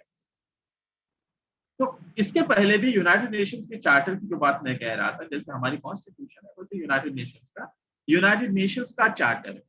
तो यूनाइटेड नेशंस के चार्टर के आर्टिकल 13 में ये कहा गया है कि promotion of international cooperation in the economic, social, cultural, educational and health fields, and assisting in the realization of human rights and fundamental freedoms of all without distinction as to race, sex, language or religion. तो economic, social, cultural, educational और health fields में cooperation करना है और इन सारे क्षेत्रों में विकास के प्रति लोगों को आगे ले जाना है। और इसी के साथ में हर व्यक्ति के कुछ मौलिक अधिकार है, मौलिक स्वतंत्रता है। उन मौलिक अधिकारों का या फिर मौलिक स्वतंत्रताओं का उसका वंश, रेस मतलब उसकी जो कलर है, उसका जो रेस है, एथनिसिटी है, या उसकी जाति हम जिसे कहेंगे, सेक्स मतलब उसका लिंग, स्त्री है या पुरुष है, लैंग्वेज कौन सी भाषा का है, या रिलीजन कौन से धर्म का है। धर्म और रिलीजन में अंतर है, लेकिन ठीक है, हमारी समझ में हम रिलीजन कहेंगे, धर्म कहेंगे। रिलीजन को, इन सब चीजों को ध्यान में लिए बगैर या इस आधार पर कोई भी भेद किए बगैर हर व्यक्ति के विकास के लिए यूनाइटेड नेशंस के माध्यम से कोशिश होनी चाहिए। और ये सारी कोशिशें यूनाइटेड नेशंस एक कानून बनाएगा जिसका इम्प्लीमेंटेशन करने वाले जो व्यवस्थाएं होगी वो राज्य व्यवस्था है। और इसी के आधार पर फिर बाद में, जैसे मैंने अभी कहा था, United nation general assembly UNGA जो है, संयुक्त राष्ट्र संघ की आम सभा ने 10 दिसंबर 1948 में universal declaration of human rights का स्वीकार किया। और ये universal declaration of human rights के माध्यम से कुछ ट्रीटीज जो है वो एक्सेप्ट की गई, which became the founding principles or founding documents of international human rights regime. International human rights की जो regime बनी, उसके founding documents बने। तो उसमें ये दो important documents हैं 1966 में। उनको जो क्या कहते हैं कि उसको endorse या उसको ratify भी सभी उसी समय में करने की प्रोसेस, वो इफेक्ट में उसी समय आए और उसको ratify करने की प्रोसेस भी साइमल्टेनियसली शुरू हुई। एक तो था कि international covenant on economic, social and cultural rights, और जो दूसरा था international covenant on civil and political. तो ये civil and political rights, primarily this covenant was backed by the capitalist country, capitalist bloc जो है यूनाइटेड स्टेट्स ऑफ अमेरिका और western European countries ने international covenant on civil and political rights को support किया और ये ट्रीटी 1966 में बनी। और जो कैपिटलिस्ट जो कम्युनिस्ट ब्लॉक था सोवियत यूनियन और उसके जो भी सहयोगी राष्ट्र थे, उन्होंने international covenant on economic, social and cultural rights को 1966। इसी के साथ में फिर बाद में सब्सिक्वेंट और कॉवेनेंट्स या कन्वेंशंस आते हैं। इसमें अगर हम देखेंगे तो international convention on elimination of all forms of racial discrimination, race के आधार पर, नस्ल के आधार पर भेद करने के खिलाफ का कानून, convention on the elimination of all forms of discrimination against women, स्त्रियों के खिलाफ जो भी अत्याचार होता है उसके खिलाफ जो कन्वेंशन है, convention against torture and other cruel, inhuman और डिग्रेडिंग ट्रीटमेंट और पनिशमेंट, जो टॉर्चर करना, जैसे ग्वांटानामो बे है जहाँ पर टॉर्चर किया जाता है, या फिर कम्युनिस्ट कंट्रीज में बहुत सारी जगह पे जो टॉर्चर किया जाता है, जो चाइना में आज भी अगर हम देखें तो तिब्बत में और सिंजियांग नाम का जो प्रोविंस है वहां पर जिस प्रकार से जो चाइनीज सरकार के खिलाफ बोलने वाले लोगों का टॉर्चर होता है, इसके खिलाफ ये जो कन्वेंशन आ गया था उसका नाम convention against torture and other cruel, inhuman और डिग्रेडिंग ट्रीटमेंट और पनिशमेंट, ये कन्वेंशन आया। Then convention on the rights of the child, बच्चों के अधिकार जो है, they were also accepted, convention against the rights of children. Then international convention on the protection of rights of all migrant workers and members of their family, जो migrant workers है उनकी family के जो मेंबर्स हैं उनको भी protect करने के लिए कन्वेंशन। उसके बाद में convention on the rights of persons with disabilities, जो दिव्यांग है उन लोगों के अधिकारों की सुरक्षा के लिए convention, and international convention on the protection of all forms of all persons from enforced disappearance। तो अभी जब भी enforced disappearance की बात होती है तो generally those who speak against the regimes, primarily जो communist countries है या military junta जहाँ पर होते हैं, military regimes जहाँ पर होती है, या generally जहाँ पे तानाशाही regimes होती है, जहाँ पर हुकुमशाही असली है, अशा ठिकाणी wherever when persons speak against the regime, वो regime के संबंध में खिलाफ जब बात करते हैं तो उनका जबरदस्ती से डिसअपियर कराना, जैसे तिब्बत में जो होता है प्राइमरली, तो तिब्बतियन लोग या वहाँ के बौद्ध भिक्षु लोग जब भी चाइनीज सरकार के खिलाफ बात करते हैं या फिर दलाई लामा के पक्ष में बात करते हैं तो इनको उनका या तो टॉर्चर होता है, या उनमें से कुछ लोग अगर इंटरनेशनली कुछ बात अगर रखना चाहते तो उनको एनफोर्स डिसअपियरेंस होता है, कौन कहाँ गया उसका पता चलता नहीं है। इसी प्रकार से जो 11 पांचेन लामा थे, उसको जब अभी भारत के जो दलाई लामा है उन्होंने जब उनकी घोषणा की कि आने वाले पांचेन लामा का जो री इनकारनेशन है, उनका जो क्या अवतार जो है वो एक लड़के को उन्होंने जब घोषित किया, 11 पांचेन लामा जो थे उनको इमीडिएटली चाइनीज सरकार जो कम्युनिस्ट सरकार ने उनका एब्डक्शन किया, और वो अभी कहाँ रखा है उन्हें तो बिल्कुल पता नहीं है। इंटरनेशनल कम्युनिटी चाइना से सवाल पूछती है कि वो डिसअपियर कैसे हो गए, मतलब उनको मिलना चाहिए, इंटरनेशनल कम्युनिटी को मिलने देना चाहिए। जो ह्यूमन राइट्स ऑब्जर्वर्स है या रिपोर्टियर्स है या फिर नॉन गवर्नमेंटल ऑर्गेनाइजेशंस के जो मेंबर्स है, जैसे एमनेस्टी इंटरनेशनल हुई या ह्यूमन राइट्स वॉच हुई, इस प्रकार की संस्थाओं के जो भी सदस्य होंगे, प्रतिनिधि होंगे, उनको मिलने देना चाहिए। तो चाइना कहता है he is happy about his life and he doesn't want to be disturb, वो अपने जीवन में खुश है और उनको कोई डिस्टर्बेंस नहीं चाहिए, इसलिए किसी को नहीं मिलने दिया जाएगा। तो इस प्रकार का जो डिसअपियरेंस होता है उसके खिलाफ भी एक कन्वेंशन लाया गया। नाउ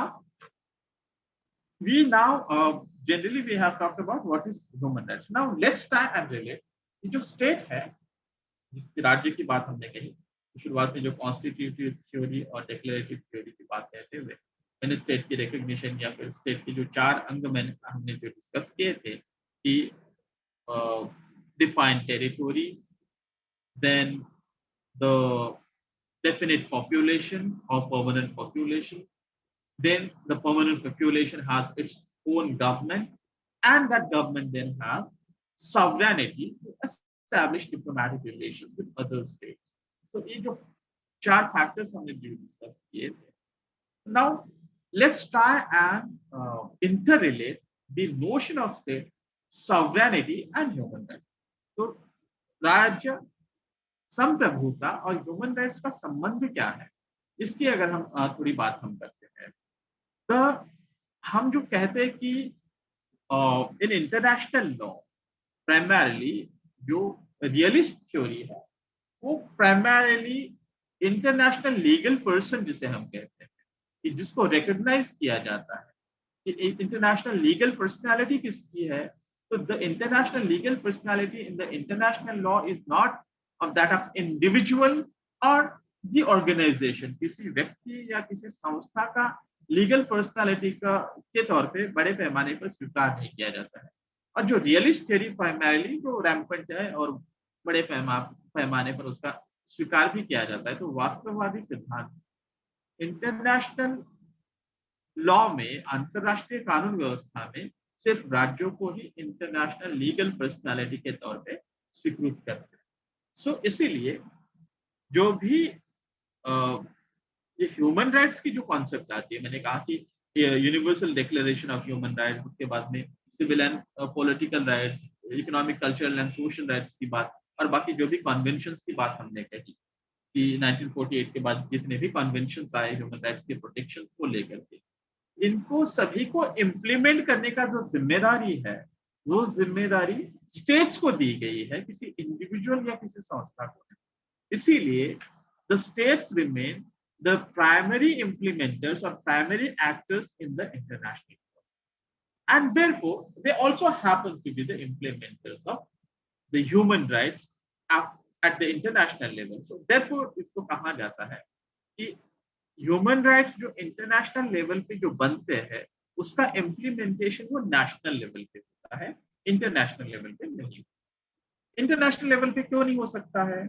उसका कारण यह है कि हमने ऐसा कोई ट्रांसनेशनल स्ट्रक्चर या फिर सुप्रानेशनल स्ट्रक्चर जिसे कहते हैं कि जैसे भारत में 28 राज्य है. मैं बाकी टीचर्स तो ये समझ पा रहे हैं, जो बहुत स्टूडेंट्स है उसके दृष्टिकोण से मैं थोड़ी छोटी-छोटी बातों पर मैं भाष्य कर रहा हूँ कि हम जो सुप्रानेशनल स्ट्रक्चर की जो स्टेट स्ट्रक्चर की जब बात करेंगे या सुप्रानेशनल स्टेट की जब बात करते हैं तो हम कह सकते हैं कि यूनाइटेड नेशंस एक सुप्रानेशनल स्टेट है. पर क्या यूनाइटेड नेशंस जैसे भारत में 28 राज्य है और केंद्र है उसके ऊपर, तो अगर जब भी केंद्र को लगने लगता है तो आर्टिकल 352 हुआ या आर्टिकल 356 के माध्यम से जो इमरजेंसी या फिर स्टेट में प्रेसिडेंट्स रूल लगाने की जो सुविधाएं हैं, और कोई भी राज्य अगर मुख्य धारा से टूटना चाहता है या देश से टूटकर कहीं और नया राज्य बनाना चाहता है, नया देश बनाना चाहता है, उसको रोका जा सकता है. उस प्रकार की सुविधाएं होती है. क्योंकि मिलिट्री है, सारी मिलिट्री और पैरामिलिट्री के फोर्सेस और सारी सुविधाएं सरकार के पास है, सारे अधिकार सरकार के पास है. इसीलिए वहां पर पुलिस और मिलिट्री को भेज करके ऐसी जो भी जो सेसेशनिस्ट टेंडेंसीज है या अलग राष्ट्र बनाने वाली जो भी प्रवृत्तियां है उनको रोकने की सुविधाएं राज्य का देश के पास होती है. तो 28 स्टेट्स पूरी तरह से केंद्र के कंट्रोल में, नियंत्रण में है. हम यूनाइटेड नेशंस ऐसा कर सकता है क्या? इसका उत्तर है नहीं. यूनाइटेड नेशंस का खुद का बजट भी नहीं, यूनाइटेड नेशंस की कोई फोर्सेस नहीं. यूनाइटेड नेशंस की जो पीस कीपिंग फोर्सेस है, संयुक्त जो सुरक्षा जो सेनाएं हैं उनकी, वो शांति सेना जो यूनाइटेड नेशंस की है, संयुक्त राष्ट्र संघ की है, वो तो अन्य देश देते हैं. और उनका जो भी बजट है, उनको जो भी पैसा खर्चा किया जाता है, वो भी जो यूनाइटेड नेशंस के मेंबर स्टेट्स है वो ही देते हैं. और इसलिए जो पावरफुल मेंबर स्टेट्स है, प्राइमरली परमानेंट 5 मेंबर्स है, वही यूनाइटेड नेशंस को गवर्न करते हैं. और इसलिए ऐसा कोई सुप्रानेशनल स्ट्रक्चर इंटरनेशनल पॉलिटिक्स में नहीं. इसीलिए जो भी सर्विस प्रोवाइडर्स हुए, जो भी सेवाएं प्रदान करने वाले लोगों को स्थानिक तौर पर सेवाएं प्रदान करने के लिए कौन काम करेगा? तो राज्य करेगा. लोगों के ह्यूमन राइट्स की प्रोटेक्शन करना, लोगों के मानवीय अधिकारों की सुरक्षा करने का काम कौन करेगा? तो राज्य ही करते हैं. ऐसा कोई सुप्रानेशनल स्ट्रक्चर जिसकी बात हमने अभी कही, ऐसा कोई सुप्रानेशनल स्ट्रक्चर लेकिन जो universal declaration of human rights की बात कही हमने और जो भी कॉवेनेंट्स की बात की, इसी के साथ में United Nations human Rights commission है और अन्य सारी जो संस्थाएं और उसके साथ में जो नॉन गवर्नमेंटल ऑर्गेनाइजेशंस हैं, ये कुछ पैमाने पर सरकारों को प्रेशराइज करती है या उन पर एक प्रकार का दबाव ले आती है ताकि सरकारें यूनाइटेड नेशंस के माध्यम से स्वीकृत ह्यूमन राइट्स के जो भी तत्व है, जो प्रिंसिपल्स है, उनका वो अपने अपने देशों में पालन करे। फिर भी जो सॉवरेनिटी के संबंध में और राज्य के संबंध में जो बात करते हैं, उसमें दो धाराएं हमको दिखाई देती है। इसको two major schools of thought हम मान सकते हैं। एक थॉट है कि जो कहता है कि अभी की जो इंटरनेशनल ह्यूमन राइट्स को इम्प्लीमेंट करने की जो भी मैकेनिज्म है, जो यंत्रणा है, वो इनसफिशिएंट है, वो पूरी नहीं है। इसीलिए इस व्यवस्था अपने आप में एक दोषपूर्ण है। This is defective mechanism and therefore वो कहते हैं कि इस सारी व्यवस्था को अगर बदलना है और रियल सेंस में इंटरनेशनल ह्यूमन राइट्स को अगर इम्प्लीमेंट करना है, तो हमको ट्रांसनेशनल स्ट्रक्चर या सुप्रानेशनल स्ट्रक्चर का निर्माण करना होगा। अब ट्रांसनेशनल स्ट्रक्चर मतलब कि इंडिविजुअल्स को अधिकार दिया जाए या गैर सरकारी संगठनों को अधिकार दिया जाए, या ऐसा कोई जो रीजनल स्ट्रक्चर होता है, जैसे South Asian Association for Regional Cooperation, हमारे सार्क जो है साउथ एशियन रीजन में, यूरोपियन यूनियन में European Commission for Human Rights हुआ, अमेरिकन कॉन्टेक्स्ट में the human Rights Commission of America हुआ, Human Rights Commission of African Union हुआ। इस प्रकार के जो रीजनल स्ट्रक्चर्स है, ऐसे कोई ट्रांसनेशनल स्ट्रक्चर्स का निर्माण होना चाहिए, वो उनका मानना है। या सुप्रानेशनल स्ट्रक्चर मतलब एक सभी राष्ट्रों का मिलाकर के एक स्ट्रॉन्ग सुप्रानेशनल स्ट्रक्चर बने और वही ह्यूमन राइट्स को पूरी तरह से इम्प्लीमेंट करे, और ह्यूमन राइट्स के वायलेशंस को लेकर जो भी परसिक्यूशन हुआ या फिर उसकी जो भी कानूनी कार्यवाही होनी है, वो सुप्रानेशनल स्ट्रक्चर के माध्यम से ही होना चाहिए और स्टेट को बाईपास करना चाहिए, राज्य को बाईपास कर देना चाहिए। ये कहने वाला ये जो ग्रुप होता है, उसको हम कहेंगे कि one school of thought that believes in transnationalism और supranationalism। ये अगर हम इस संबंध में अगर देखते तो रिचर्ड फॉक के विचार जो है, इस विचार मतलब ये सुपरनेशनलिज्म और ट्रांसनेशनलिज्म के नजदीक जाते हुए दिखाई देते हैं। रिचर्ड फॉक नाम के इंटरनेशनल पॉलिटिक्स के थ्योरिस्ट। जो दूसरा स्कूल ऑफ थॉट है, जो ये मानता है कि human rights are internal matters and not to be used as means of politics. एक दूसरा जो ग्रुप है वो कहता है कि ह्यूमन राइट्स को देखिए इंटरनेशनल करने की कोई भी आवश्यकता नहीं, आप उसका ह्यूमन राइट्स का मानवीय अधिकारों का अंतरराष्ट्रीयकरण करने की बिल्कुल कोई आवश्यकता नहीं है।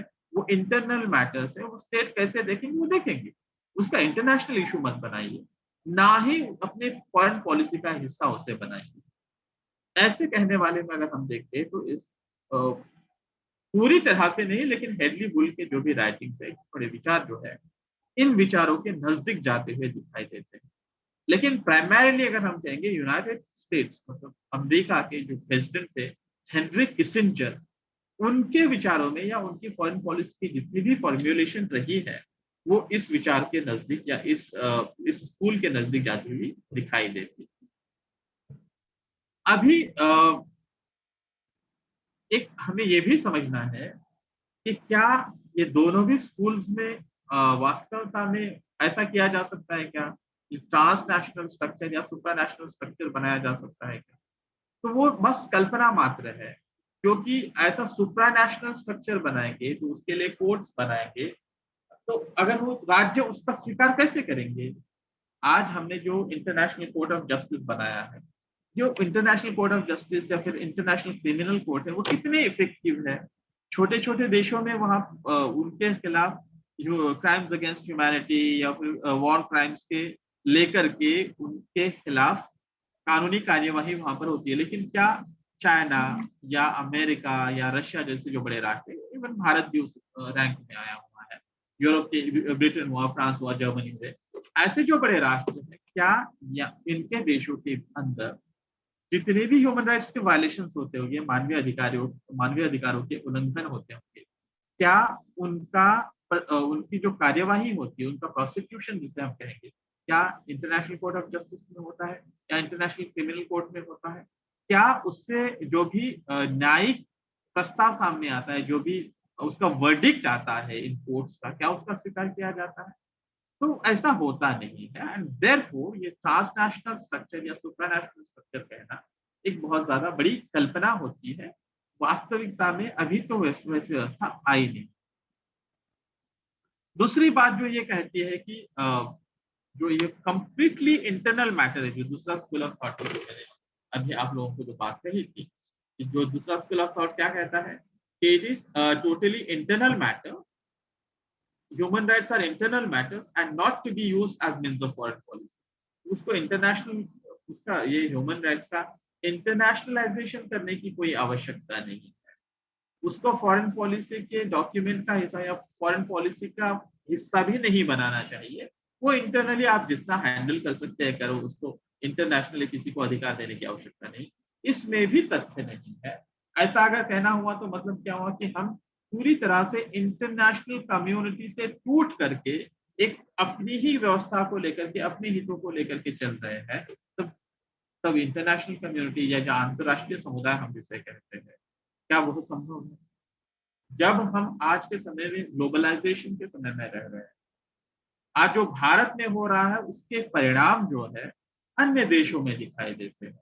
जैसे चाइना में, जो चाइना में ये वुहान नाम के शहर में ये जो कोविड-19 या फिर कोरोना वायरस जो है सबसे पहले पाई गई, और फिर वुहान से ही तो एस्टेब्लिश्ड फैक्ट है। वुहान से फिर बाद में वो अमेरिका में चले गया, वो स्पेन, इटली, फिर भारत, और पिछले 2 साल से हम इसकी मार झेल रहे हैं। ये ग्लोबलाइजेशन का, वैश्वीकरण का समय है। सिर्फ ये व्यक्तियों का एक जगह से दूसरी जगह जाने का दौर नहीं है, वस्तुओं के एक जगह से दूसरी जगह जाने का दौर नहीं है, बल्कि ये पूरी तरह से इवन जो महामारियां होती है उनका भी एक जगह से दूसरी जगह जाने का समय है। ऐसे समय में कोई भी एक व्यक्ति, एक राष्ट्र पूरी तरह से टूटा हुआ नहीं रह सकता है। इंटरनल मैटर्स करके अपने आप को आइसोलेट नहीं रख सकता है। इसको इंटरनेशनल कम्युनिटी के साथ में रहकर ही आगे चलना होगा। इस समय में ये इंटरनल मैटर है, फॉरेन पॉलिसी का हिस्सा ह्यूमन राइट्स नहीं बनना चाहिए, ये आर्ग्यूमेंट में भी दम नहीं है। तो वास्तविकता क्या है? ये क्यों कह रहे हैं ये दोनों भी विचार? क्योंकि नेशनल सॉवरेनिटी को जो पहला जो स्कूल ऑफ थॉट है, जो ट्रांसनेशनलिज्म और सुप्रानेशनलिज्म की बात करता है, वो नेशनल सॉवरेनिटी को बाईपास करना चाहता है और सुप्रानेशनल स्ट्रक्चर क्रिएट करना चाहता है। और जो दूसरा स्कूल ऑफ थॉट है, जो ह्यूमन राइट्स को इंटरनल मैटर्स मानता है, वो उसका ये मानना है कि ये अपनी सॉवरेनिटी ये संप्रभु है, टॉप है, संप्रभुता हमारी जो है, हमारी स्वतंत्रता जो है वो टॉप है। इसलिए ह्यूमन राइट्स के माध्यम से किसी को हमारे अंदरूनी क्रियाकलापों में किसी भी प्रकार का हस्तक्षेप करने के कोई अधिकार हम देने के लिए तैयार नहीं। तो ये दोनों भी जो विचार है वो अतिशयोक्ति या फिर एक्सट्रीम लगते हैं।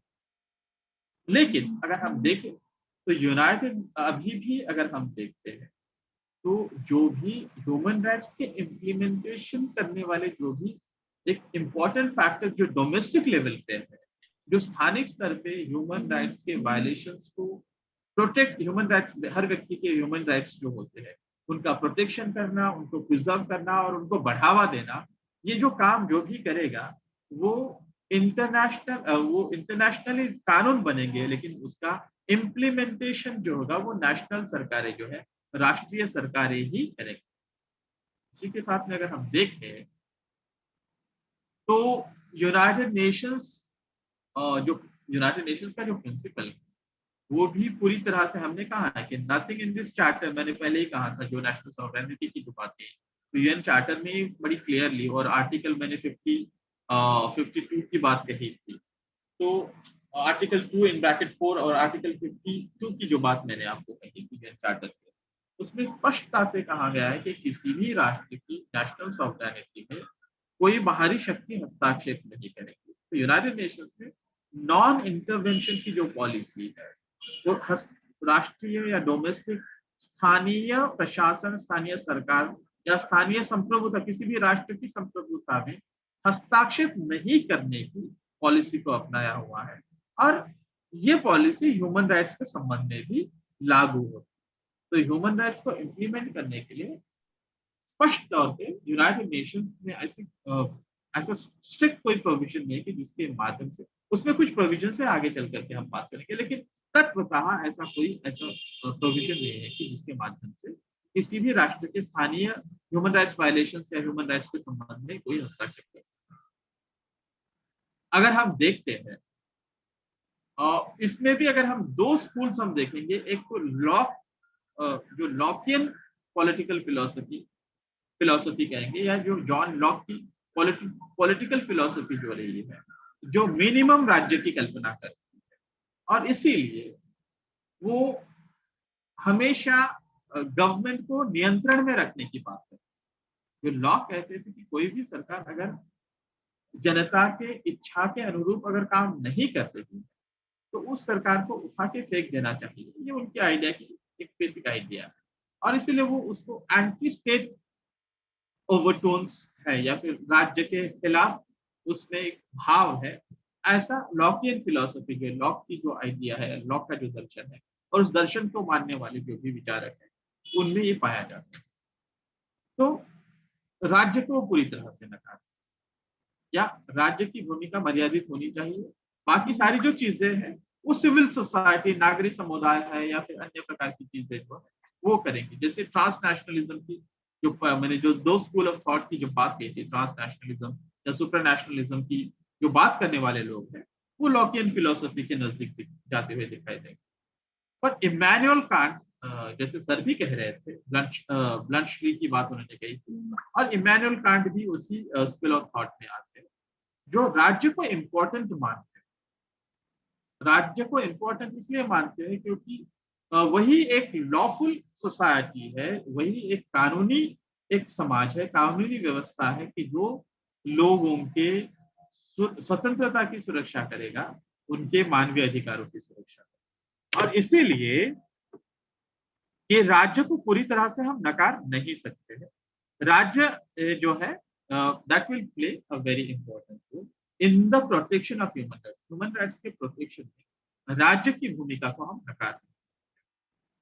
और इसी के साथ में अगर हम देखते हैं कि जितने भी जो मैंने अभी आपको universal declaration of human rights से लेकर के जो भी covenant, civil and political right, international covenant on civil and political rights की बात कही थी, international covenant on economic, cultural and social rights, और फिर बाद में जितने भी इंटरनेशनल कन्वेंशंस की मैंने आप लोगों की बात की, इन सब कॉवेनेंट्स और इन सब कन्वेंशंस में ये जो भी इंटरनेशनल ह्यूमन राइट्स को लेकर की जो भी संधियां हुई है, जो भी डॉक्यूमेंट्स आए हैं, उन सभी डॉक्यूमेंट्स में प्राइमरीली उन्होंने जो है स्टेट पार्टीज, स्टेट्स, इसी का स्टेट्स शैल प्रोटेक्ट ऐसे कहा है, या state parties shall protect the human rights of individuals. मतलब ह्यूमन राइट्स, इंडिविजुअल्स के ह्यूमन राइट्स को प्रोटेक्ट करने की जो बात, जितनी भी ये ह्यूमन राइट्स की जो रेजिम है, ह्यूमन राइट्स को प्रोटेक्ट करने वाली जो भी व्यवस्था बनी है, ये सारी व्यवस्थाएं राज्य को वो भूमिका देती है, राज्य को वो दायित्व देती है कि राज्य ही वहां के लोगों के, उनके राज्य में बसने वाले लोगों के मानवीय अधिकारों की सुरक्षा करेगा। किसी व्यक्ति को या किसी ग्रुप को वो अधिकार देते हुए नहीं दिखाई देते। तो सिर्फ कुछ ही केसेस में, कुछ रेयर, बिल्कुल rarest of the rare cases में, अपवादात्मक केसेस में, जैसे international convention on the elimination of all forms of discrimination, ये जो इंटरनेशनल कन्वेंशन जो हुआ है 1966 में आया था, उसके हिसाब से उनके आर्टिकल 5 में ये कहा गया कि एवरीवन, उसमें एवरीवन ये कहते हुए इंडिविजुअल को अधिकार दिए गए कि everyone has the right to protect itself, himself और herself from any form of discrimination. तो यहाँ पर इंडिविजुअल की बात है, एक अपवादात्मक केस है। उसी प्रकार से अगर हम European convention of human rights है, उसमें एक इंडिविजुअल्स आर्टिकल, यूरोपियन कन्वेंशन, मैंने कहा यूरोपियन यूनियन का जो यूरोपियन कन्वेंशन है, उसमें आर्टिकल 25 में ये बात कही गई है। लेकिन इसका मतलब इसलिए मैंने ये बातें कही कि जितने भी ह्यूमन राइट्स को लेकर के जितने भी कॉन्वेंशन आए, जितनी भी कॉन्वेनेंट्स आई है, ह्यूमन राइट्स के अंतरराष्ट्रीय स्तर पर जो भी व्यवस्थाएं बनी है, उन या फिर जो भी डॉक्यूमेंट्स आए हैं यूएन चार्टर से लेकर के universal declaration of human rights, और जितनी भी संस्थाएं बनी है, इन सभी संस्थाओं में ह्यूमन राइट्स को प्रोटेक्ट करने का जो दायित्व है, वो दायित्व राज्यों को दिया गया है, किसी इंडिविजुअल्स को नहीं दिया गया। इसलिए यह कहना कि ये जो आइडिया अभी मैं जो आपको इंटररिलेट कर रहा था, राज्य जो है वही एक माध्यम है जो अंतरराष्ट्रीय स्तर पे जो ह्यूमन राइट्स के जो भी नॉर्म्स बनती है, जो भी व्यवस्थाएं बनती है, जो भी तत्व बनते हैं, उन तत्वों को इम्प्लीमेंट करने का काम जो डोमेस्टिक लेवल पे है वो राज्य ही करेगा और राज्य ही भूमिका होती है। और इंटरनेशनल लॉ में प्राइमरीली राष्ट्रों को, राज्यों को ही इंटरनेशनल लीगल पर्सनालिटी है। किसी इंडिविजुअल को या फिर किसी ट्रांसनेशनल एक्टर्स को इतना बड़ा रिकॉग्निशन नहीं है जितना रिकॉग्निशन राज्यों को। एंड देयरफॉर ये जो हमारा टॉपिक था state sovereignty and human rights, तो राज्य की सॉवरेनिटी है, राज्य सॉवरेन है, राज्य संप्रभु है, और राज्य ही इंटरनेशनल पॉलिटिक्स में इंपॉर्टेंट एक्टर है। और इसीलिए जो भी इंटरनेशनल लेवल पे इंटरनेशनल ह्यूमन राइट्स के जो भी तत्व बनेंगे, जो भी नॉर्म्स बनेंगे, जो भी प्रिंसिपल्स बनेंगे, जो भी डॉक्यूमेंट्स बनेंगे, उनको इम्प्लीमेंट करने का काम कोई ट्रांसनेशनल या सुप्रानेशनल स्ट्रक्चर जो है, राष्ट्र से परे, राष्ट्र से भी ऊपर वाला कोई स्ट्रक्चर ऐसा नहीं बन पाया है, इसलिए उसको इम्प्लीमेंट करने का काम जो है वो राज्य करेंगे। इसका मतलब क्या कि सॉवरेनिटी तो है, संप्रभुता है, बट रिसेंट टाइम्स में 2005 में वर्ल्ड समिट का जो डॉक्यूमेंट आया था उसमें रिस्पॉन्सिबिलिटी टू प्रोटेक्ट करने का दायित्व, इसकी बात कही गई है। मतलब क्या कहा गया कि सॉवरेनिटी जो है, जो सॉवरेनिटी कही है, वो सॉवरेनिटी कोई एब्सोल्यूट तत्व नहीं है अपने आप में। इवन फॉर दैट मैटर मैंने कहा था, मैंने ये नहीं कहा था जब हमने नेशनल सॉवरेनिटी के जो संबंध में यूनाइटेड नेशंस के यूनाइटेड नेशंस का जो चार्टर है उसमें जो बात कही है, उसी के साथ में चैप्टर 7 में यूनाइटेड नेशंस के चार्टर में ये प्रोवाइड किया गया है कि किसी भी राष्ट्र, किसी भी राज्य को अपने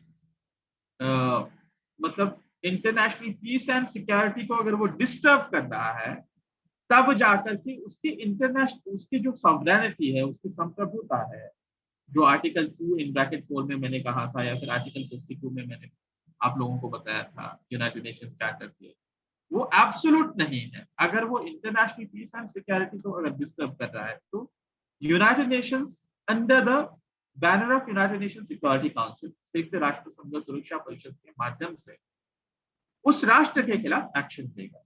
उसी संबंध में ह्यूमन राइट्स की भी बात थी। तो जब ह्यूमन रिस्पॉन्सिबिलिटी टू प्रोटेक्ट की जब बात होती है, तो उसमें कोई भी राज्य अगर किसी जगह है, किसी राष्ट्र के अपने अंदर वहां के लोगों की सुरक्षा अगर नहीं कर पा रहा, अगर ऐसी सुरक्षा करने में अक्षम है, if the state is unable to protect और provide for the human rights, generally उसके संबंध में जो रिस्पॉन्सिबिलिटी टू प्रोटेक्ट की बात कही गई है, उसमें 3 पिलर्स की बात रिस्पॉन्सिबिलिटी टू प्रोटेक्ट के संदर्भ में कही गई है। पिलर 1 में कहा गया है कि the protection responsibilities of the state, मतलब क्या कि each individual state has the responsibility to protect its population from genocide, war crimes, ethnic cleansing and crimes against humanity. ये जो 4 बातें, महत्वपूर्ण बातें कही है कि जेनोसाइड मतलब एक ग्रुप है, एक जो गुट है, दूसरे गुट के लोगों को पूरी तरह से खत्म कर रहा है, उसको जेनोसाइड कहेंगे। वॉर क्राइम्स मतलब युद्ध में जो भी क्राइम किए जाते हैं, केमिकल वेपन्स, बायोलॉजिकल वेपन्स जो डाले जाते हैं, ये these are considered as war crimes. Ethnic cleansing, जो नस्ल का पूरी तरह से खत्म कर देना, एक नस्ल जो बड़ी नस्ल है, मेजॉरिटी पॉपुलेशन है, वो माइनॉरिटी पॉपुलेशन की पूरी तरह से उस नस्ल को खत्म कर देती है, जैसे ISIS जो Islamic state of Syria and Iraq, जो इराक एंड सीरिया जो ISIS या ISIL जिसे कहा जाता था, इराक और बाकी अन्य जगह पे आया था।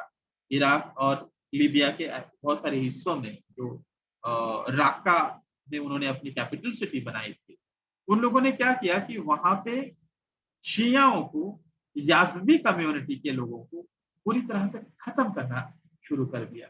सो that is called as ethnic cleansing. वो नस्ल को ही खत्म कर देना। और क्राइम्स अगेंस्ट ह्यूमैनिटी, मानव के खिलाफ जो क्राइम्स होते हैं, टॉर्चर करना और अनेक अनेक प्रकार के जो क्राइम होते हैं, इस ये जो 4 इंपॉर्टेंट फैक्टर्स जो बताए गए हैं, 4 इंपॉर्टेंट बातें, genocide, war crimes, ethnic cleansing और क्राइम्स अगेंस्ट ह्यूमैनिटी, इन के खिलाफ लोगों की सुरक्षा करने का जो दायित्व है राज्य का है, और वो राज्य का करना चाहिए। नेशनल सॉवरेनिटी का मतलब क्या हुआ? आप संप्रभु है, इसका मतलब क्या है कि डिफाइंड टेरिटोरी में आपकी सत्ता चलती है, आप एक निश्चित भूभाग में आपकी सत्ता चलती है, लेकिन उस भूभाग में लोग रहते हैं और इस लोगों के अधिकार है, इन लोगों की सुरक्षा करने का दायित्व राज्य का है, रिस्पॉन्सिबिलिटी टू प्रोटेक्ट। अगर वो नहीं कर रहा है तो पिलर 2 में, ये पिलर 1 की बात कि जेनोसाइड के खिलाफ, एथनिक क्लींजिंग के खिलाफ, वॉर क्राइम्स के खिलाफ, क्राइम्स अगेंस्ट ह्यूमैनिटी के खिलाफ प्रोटेक्ट करने का जो दायित्व है वो राज्य का है, वो राज्य करेगा।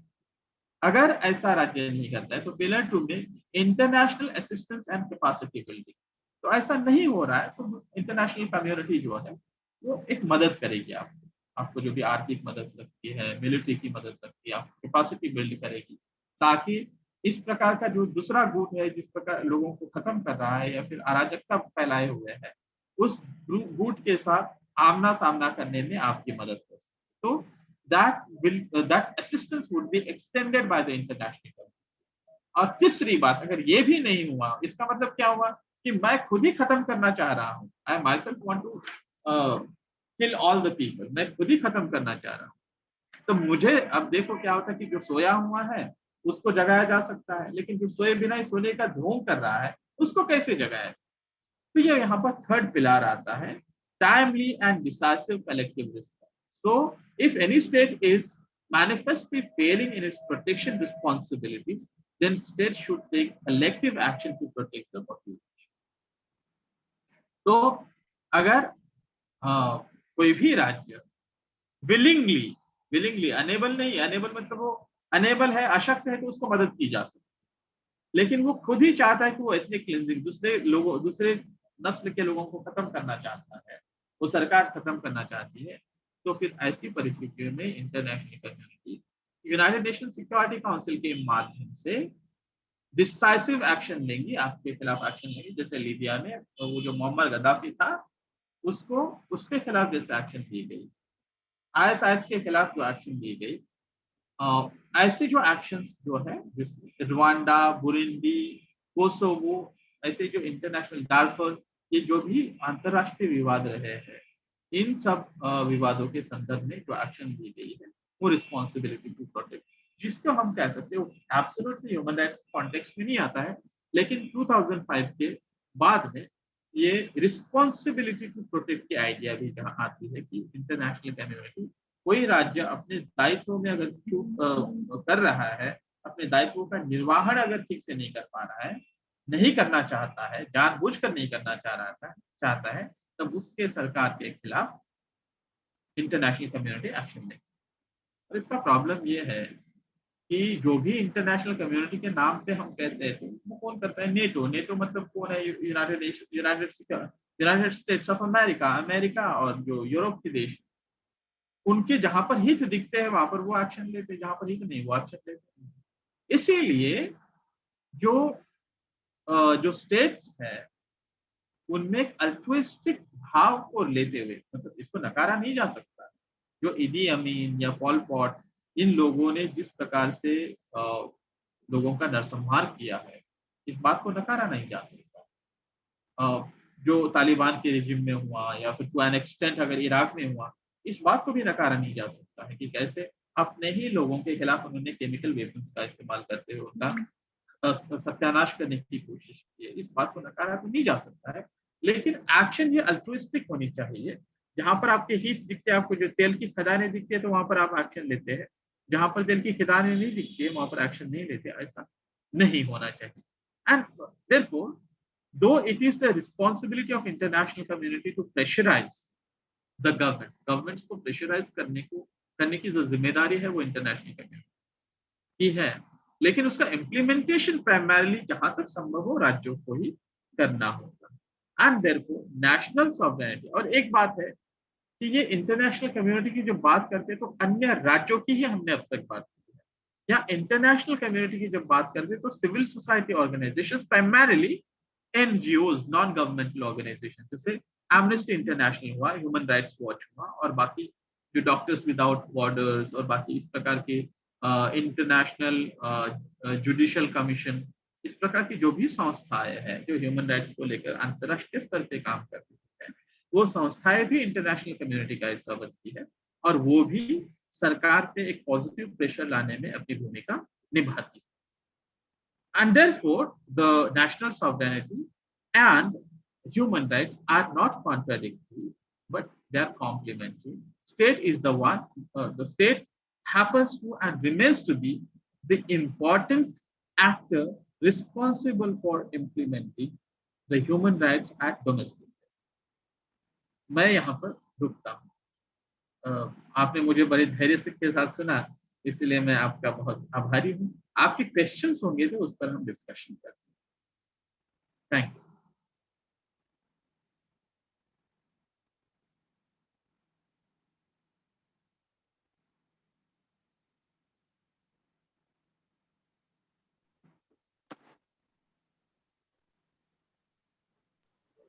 किशोर सर,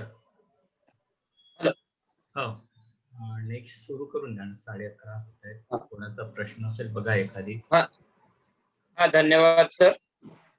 यानंतर आपण कुणाचे जर प्रश्न असतील तर तुम्ही विचारू शकता। तर मला वाटतं मोनिका खामेले यांनी हँड रेज केलाय, त्यांना क्वेश्चन असू शकतो। हा मोनिका,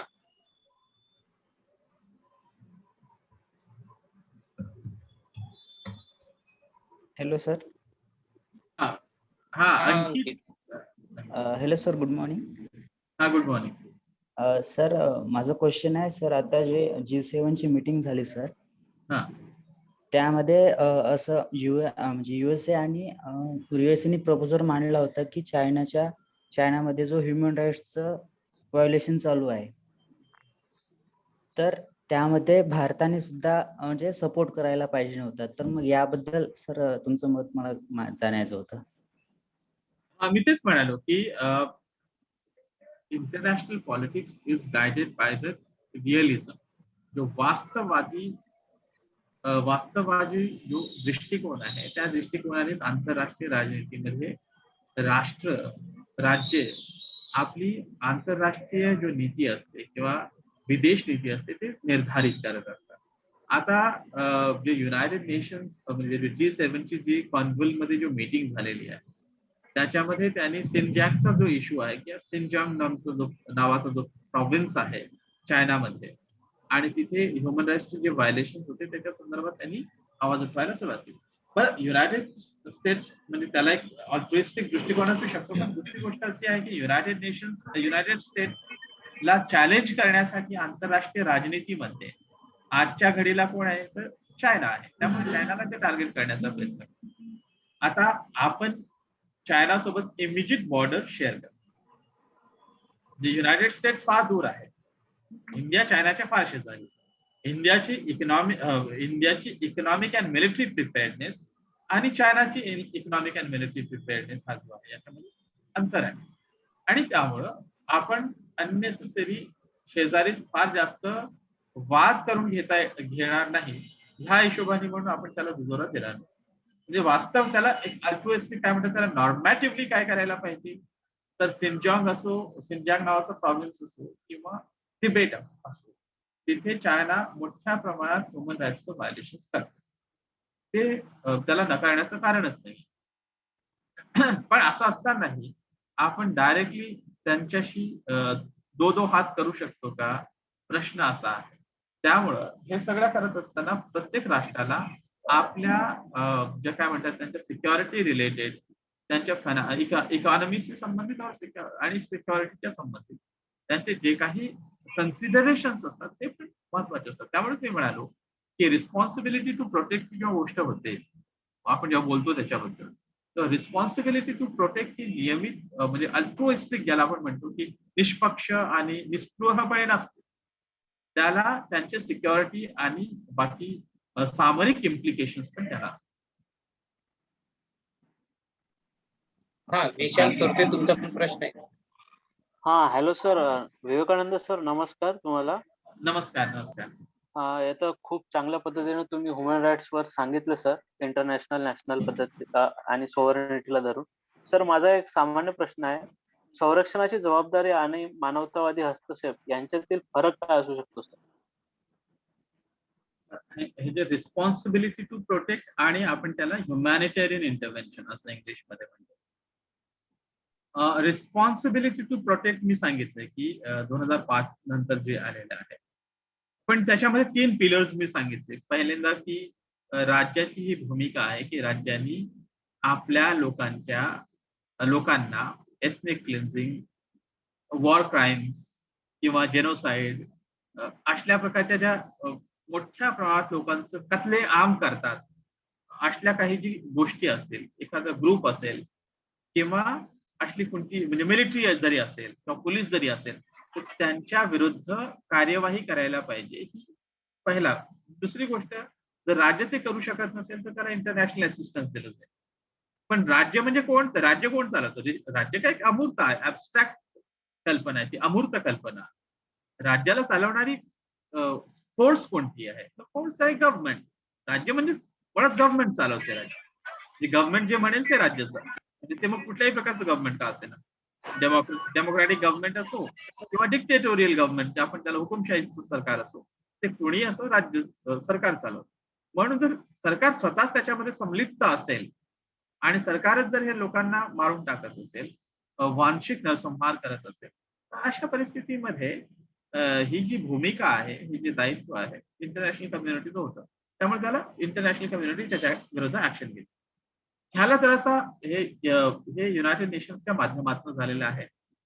सुरुवातीला जो बान की मूनच्या आधी जे सेक्रेटरी जनरल होते कोफी अन्नांनी ह्या संदर्भामध्ये फार मोठ्या प्रमाणात चर्चा करून बऱ्यापैकी जे रिस्पॉन्सिबिलिटी टू प्रोटेक्टच्या संदर्भात बरेच डॉक्युमेंट्स आणले, त्याच्यावर विस्तृत चर्चा होऊन इंटरनॅशनल डॉक्युमेंट्स आले.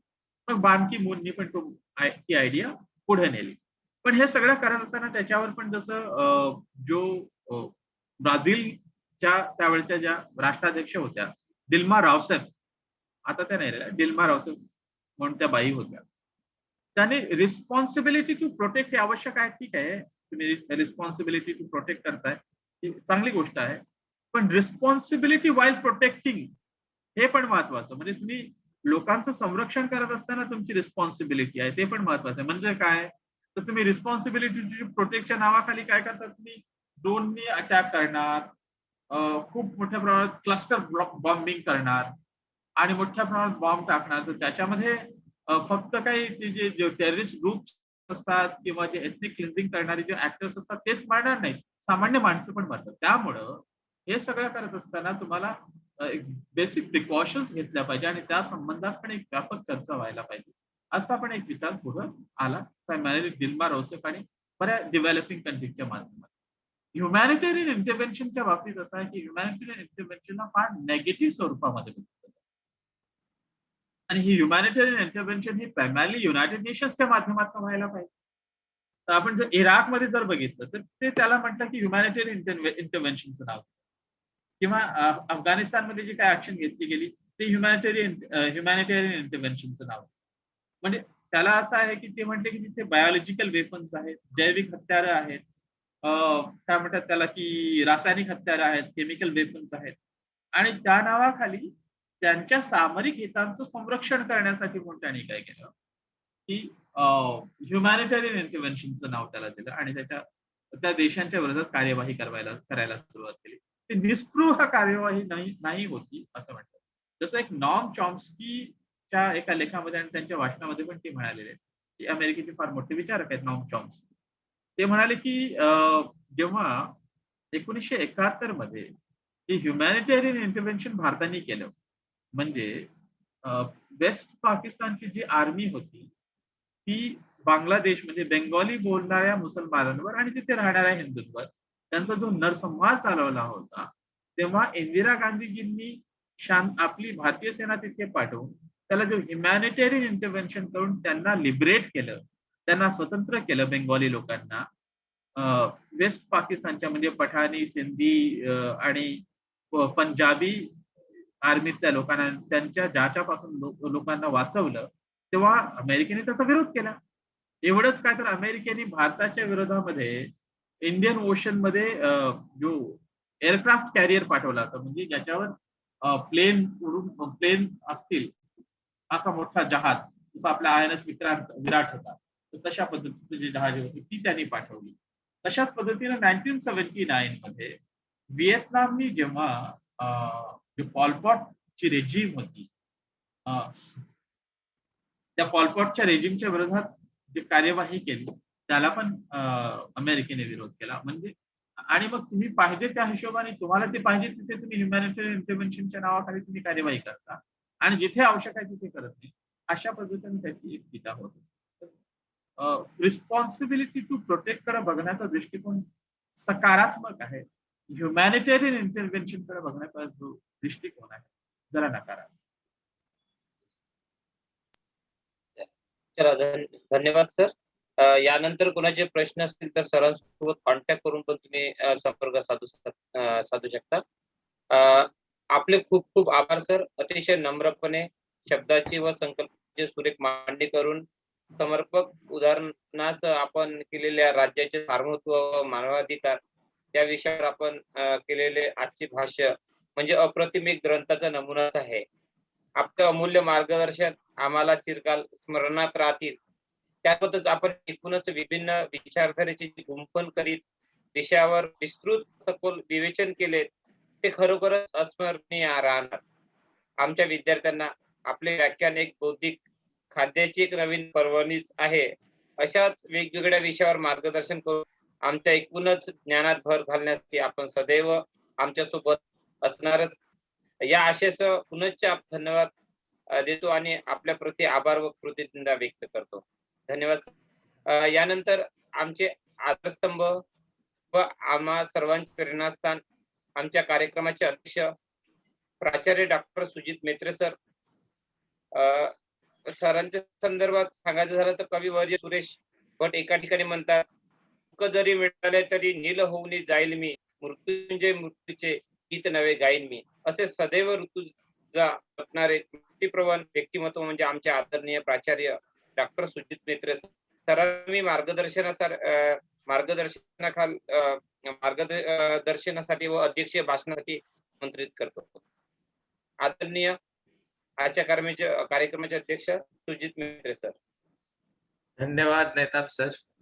मी खरंच खूप सुंदर बोलता. जसं विवेकानंद सरांनी सांगितलं की त्यांचं तुम्ही केलं तर त्यांनी सुद्धा ते नाकारलं की बा एवढा काही मी मोठा नाहीये. तसंच मी पण तुम्हाला म्हणतो की तुम्ही जसं सांगत आहे तसं आम्ही मोठे नाही.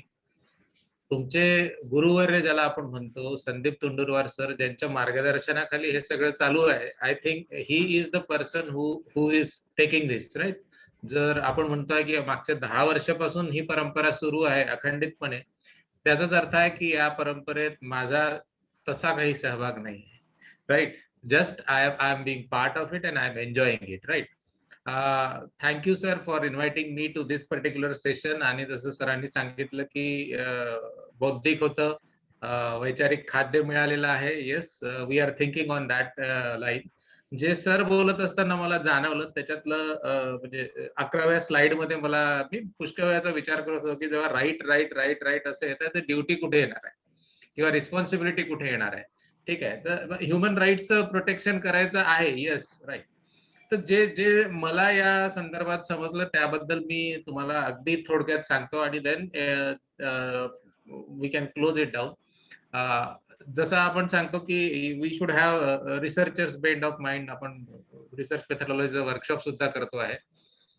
याच्यात मला सगळ्यात पहिले प्रश्न असा पडला की ग्लोबलायझेशन किंवा आपली जी जुनी परंपरा आहे की वसुदैव कुटुंबकम वर्सेस हा कन्सेप्ट ज्याच्यात आपण स्टेट सॉव्हर्निटी म्हणतो, याच्यात काही म्हणजे दुजा भाव तर नाहीये, म्हणजे हाय कॉन्फ्लिक्टिंग कन्सेप्ट तर नाहीये. आणि सरांनी जसं सांगितलं की रिअलिझम हे खूप इम्पॉर्टंट आहे आणि दरवेळी असं आपण पाहतो की ह्युमन राईट हे थोडेसे सेकंडरी होतात आणि इकॉनॉमिक पॉवर ही प्रायमरी होते, म्हणजे मे बी यू कॅन से कॅपिटल म्हणा किंवा जे काही असेल. सो इकॉनॉमिक पॉवर च्या ह्याच्यातून आपण बळी तो कानपिळी हा संदर्भ घेतो आणि त्याच्यामुळे इव्हन दो सगळ्यांना सगळं समजतं आहे, सगळं आपल्याला माहिती आहे की तिबेटमध्ये काय सुरू आहे किंवा चायना काय करत आहे किंवा for that matter north Korea काय करत आहे, सगळ्यांना सगळं समजत आहे. पण देन तरी सुद्धा आपल्याला असं वाटतंय की ही जी ओव्हरऑल सिस्टीम तयार झालेली आहे ती कुठेतरी कमी पडत आहे हे सगळं ह्युमन राईटचं प्रोटेक्शन करण्यासाठी. जेव्हा आपण ग्लोबल लेवलवरून स्वतः आपल्या भारतात येतो, भारतातले जसं सांगितलं की अजून खाली खाली खाली खाली जातो आपण, म्हणजे मे बी स्टेट, डिस्ट्रिक्ट, तहसील त्याच्याही खाली जेव्हा आपण जातो, जे मी ऑब्झर्व केलं आहे की आपल्या इथल्या ह्युमनला त्याला स्वतःला काही राईट आहे हे माहीतच नाही. राईट, ह्युमन राईटच्या गोष्टी आपण करतो, मोठमोठ्या प्लॅटफॉर्मवर करतो, पण आपल्याजवळ काय राईट आहे, जसं आपण फंडामेंटल राईट्सवर मागच्या वेळी बोललेलो होतो, पण हे फंडामेंटल राईट्स माझे आहेत हे बऱ्याचशा लोकांना आजही माहिती नाही. मला वाटतं की खरी म्हणजे जनजागृती तिथून होईल तेव्हाच त्याची मुवमेंट होईल, आणि जेव्हा मुवमेंट होईल तेव्हाच कुठेतरी एक प्रेशर ग्रुप तयार होईल. मे बी सर म्हणतात ट्रान्सनॅशनल होईल किंवा सुप्रा होईल, कसा तरी होईल, पण तो होऊ शकतो provided everybody is participating. So pressure has to be exerted. फक्त आपल्यासारख्या लोकांनी जे शिकले सवरलेले आहेत, ज्यांना स्वतःची ओपिनियन आहे, त्यांनी करून we have our own limitations to drive people. जोपर्यंत सर्वांचा सहभाग याच्यात येत नाही, आणि म्हणून मला वाटतं की एज्युकेशनची नितांत आवश्यकता आहे व्हेनेवर यू से, आणि कॉन्स्टिट्यूशन शिकवायचीच गरज आहे at the lowest level, because मुलाच्या तर्फे तरी त्या पालकाला समजलं पाहिजे जो स्वतः शाळेत कधी गेला नसला की याचे राईट्स काय आहेत, स्वतःचे राईट्स काय आहे, आणि then he will say, because we don't have sufficient what you can say mechanism through which we can establish your own human right. जर मला माहिती जरी असले की हा माझा राईट आहे, तरी सुद्धा सिस्टीम अशी बनलेली आहे की I may not be inclined to claim my right. मी मूग गिळून गप्प राहणं बऱ्याच वेळा कबूल करतो, पण आय डोंट चॅलेंज इट की माझ्या राईट्सचं प्रोटेक्शन होत नाही आहे. त्याचाच अर्थ असा आहे की जी सिस्टीम आहे त्या सिस्टीमवरच कॉन्फिडन्स राहिलेला नाही, मग ती सिस्टीम कुठली असो. So what I am trying to suggest is that जरी खूप खाली नाही जाऊ शकलो आपण, तरी लोकल सेल्फ गव्हर्नमेंटच्या लेवलला तरी, व्हेन यू से स्टेट ॲज एंटिटी, जेव्हा तुम्ही जिओग्राफी म्हणताय, तर मला म्हणायचं आहे की let us start reducing that scope, थोडासा छोटा करू, आणि टॉप डाऊन होत नसल्यामुळे मग बॉटम अप अप्रोचला आपण जर हात घालू शकलो तर, आणि हे आपल्या सर्वांचं specifically those who are learning political science त्यांचं तरी हे कर्तव्य आहे की हा थॉट तिथपर्यंत घेऊन जायला पाहिजे. Right, while we are thinking on that direction, मला वाटतं की self motivation to protect somebody else's right, जे आपल्याकडे कल्चरली येतं, ठीक आहे, म्हणजे इंडियन कल्चरच सांगताय की दुसऱ्यावर अत्याचार करू नये, दुसऱ्याच्या राईट्सचं प्रोटेक्शन करायचं, ही भावना आतमधून आपल्याला आली तर definitely not only we will protect ours but will be also incline to protect others what will say rights. तर मला असं म्हणायचं आहे की ह्या सर्व गोष्टींचा अंतर्भाव कुठे ना कुठे शिकताना व्हॅल्यू सिस्टीम मध्ये आपल्या आला पाहिजे. शिक्षकांची जबाबदारी आहे, तेवढीच विद्यार्थ्यांची पण जबाबदारी आहे की हे समजून घ्यायचं की आपण फक्त स्टुडंट नाही आहे. ट्राय टू अंडरस्टँड, जर तुम्ही पोस्ट ग्रॅज्युएशनचे स्टुडंट आहे तर इंडियाच्या फक्त 5% पॉप्युलेशन जे फॉर्च्युनेट पॉप्युलेशन आहे, जे पीजी करू शकतं, ठीक आहे, फक्त 5% लोक भारतातले पीजी करू शकतात. जर तुम्हाला if you are chosen few, तर मला असं वाटतं की you should be doing that responsibly. तुम्हाला राईट मिळालेला आहे, तुम्हाला सपोर्ट आहे गव्हर्नमेंटचा, बट तुम्हाला रिस्पॉन्सिबिलिटी पण आहे की जसं सरांनी सांगितलं की त्यांनी एक संस्था निर्माण केली आहे ज्याच्या थ्रू ते एक काम करायचा प्रयत्न करत आहे. I think this is right time. पीजीच्या विद्यार्थ्यांनी पीजी करत असताना असं कुठंतरी काहीतरी केलं पाहिजे, आणि अशा गोष्टी करणं आज टेक्नॉलॉजीमुळे सोपं झालेलं आहे, रीच आउट होणं सोपं झालेलं आहे. So let us understand this.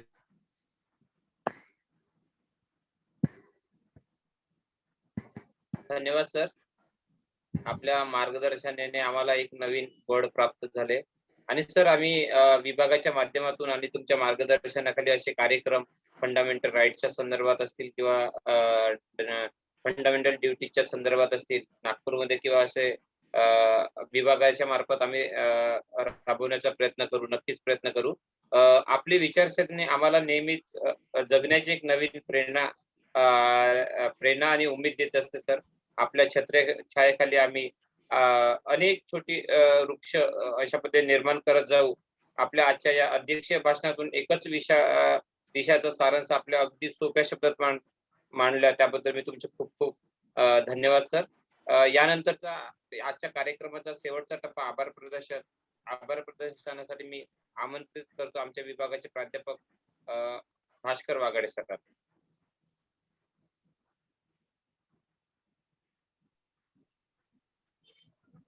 सरांचं बोलणं झालं होतं का? प्रिन्सिपाल सरांचं बोलणं झालं होतं की त्यांना काही आणखी पुन्हा काही ऑब्झर्वेशन करायचे होते? मला वाटतं मध्ये त्यांचं म्यूट झाला होता. नमस्कार सर.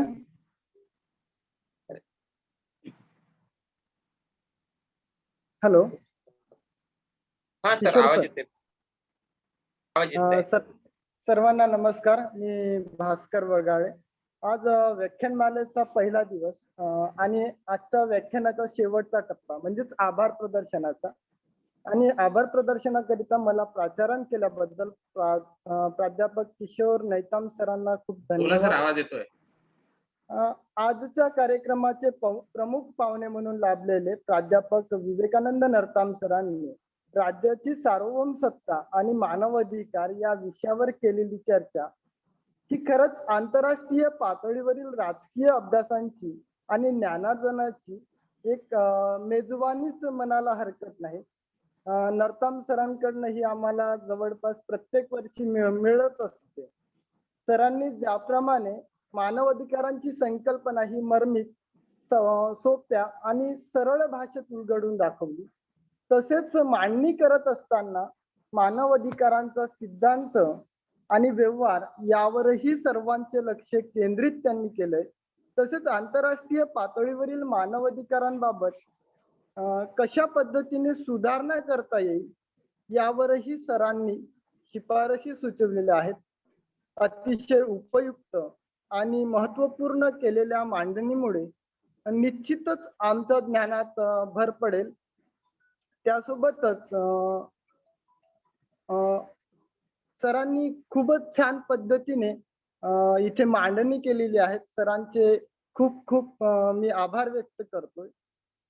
आदरणीय प्राचार्य डॉक्टर सुजित मेत्रे सर आपल्या वेळात वेळ काढून कार्यक्रमाचे अध्यक्षीय म्हणून लाभले, त्यामुळे त्यांचे सुद्धा मी इथे आभार मानतो. सरांनी सुद्धा मानव अधिकारांच्या संकल्पनेबाबत आपली मत व्यक्त केलेले आहेत. खूप खूप धन्यवाद सर. राज्यशास्त्र विभाग प्रमुख आणि आजच्या कार्यक्रमाचे राज्यशास्त्र विभाग प्रमुख आणि गुरुवर्य आदरणीय डॉक्टर तुंडुलवार सर यांनी आजच्या कार्यक्रमाचे प्रास्ताविक केले. तसेच मानव अधिकारांच्या संकल्पनेबाबतही आणि राज्याच्या सार्वभौमसत्तेबाबत त्यांनी आपले मत व्यक्त केले. त्यांचे सुद्धा मी आभार मानतो. तसेच पाहुण्यांचा परिचय करून देणारे डॉक्टर रायन महाजन सर, तसेच खूप चांगल्या पद्धतीने आजचे सूत्रसंचालन पार पाडणारे आमचे मित्र सहकारी प्राध्यापक किशोर नैताम सर यांचे सुद्धा मी इथे आभार मानतोय. तांत्रिक बाजू सांभाळण्याचे महत्वपूर्ण कार्य करणाऱ्या प्राध्यापक चांडक मॅडम आणि प्रांजली काने मॅडम यांचे सुद्धा मी इथे आभार मानतोय. कारण त्यांच्या महत्वपूर्ण कार्यांमुळेच युट्यूब लाईव्ह वगैरे वेगवेगळ्या याच्यावर आपण पोहोचू शकलो. महाविद्यालयातील प्राध्यापक आणि विभागातील पदव्युत्तर विभागातील विद्यार्थ्यांनी या कार्यक्रमांमध्ये उपस्थिती दर्शवली आणि हा कार्यक्रम सुयोग्य पद्धतीने पार पडला, त्यामुळे त्यांचे सुद्धा मी आभार मानतो. तसेच पुन्हा एकदा मला आभार प्रदर्शन करण्याची एक संधी आयोजकांकडनं मिळाली, त्याबद्दल त्यांचे सुद्धा मी आभार मानतो आणि कार्यक्रम संपला असे मी जाहीर करतो.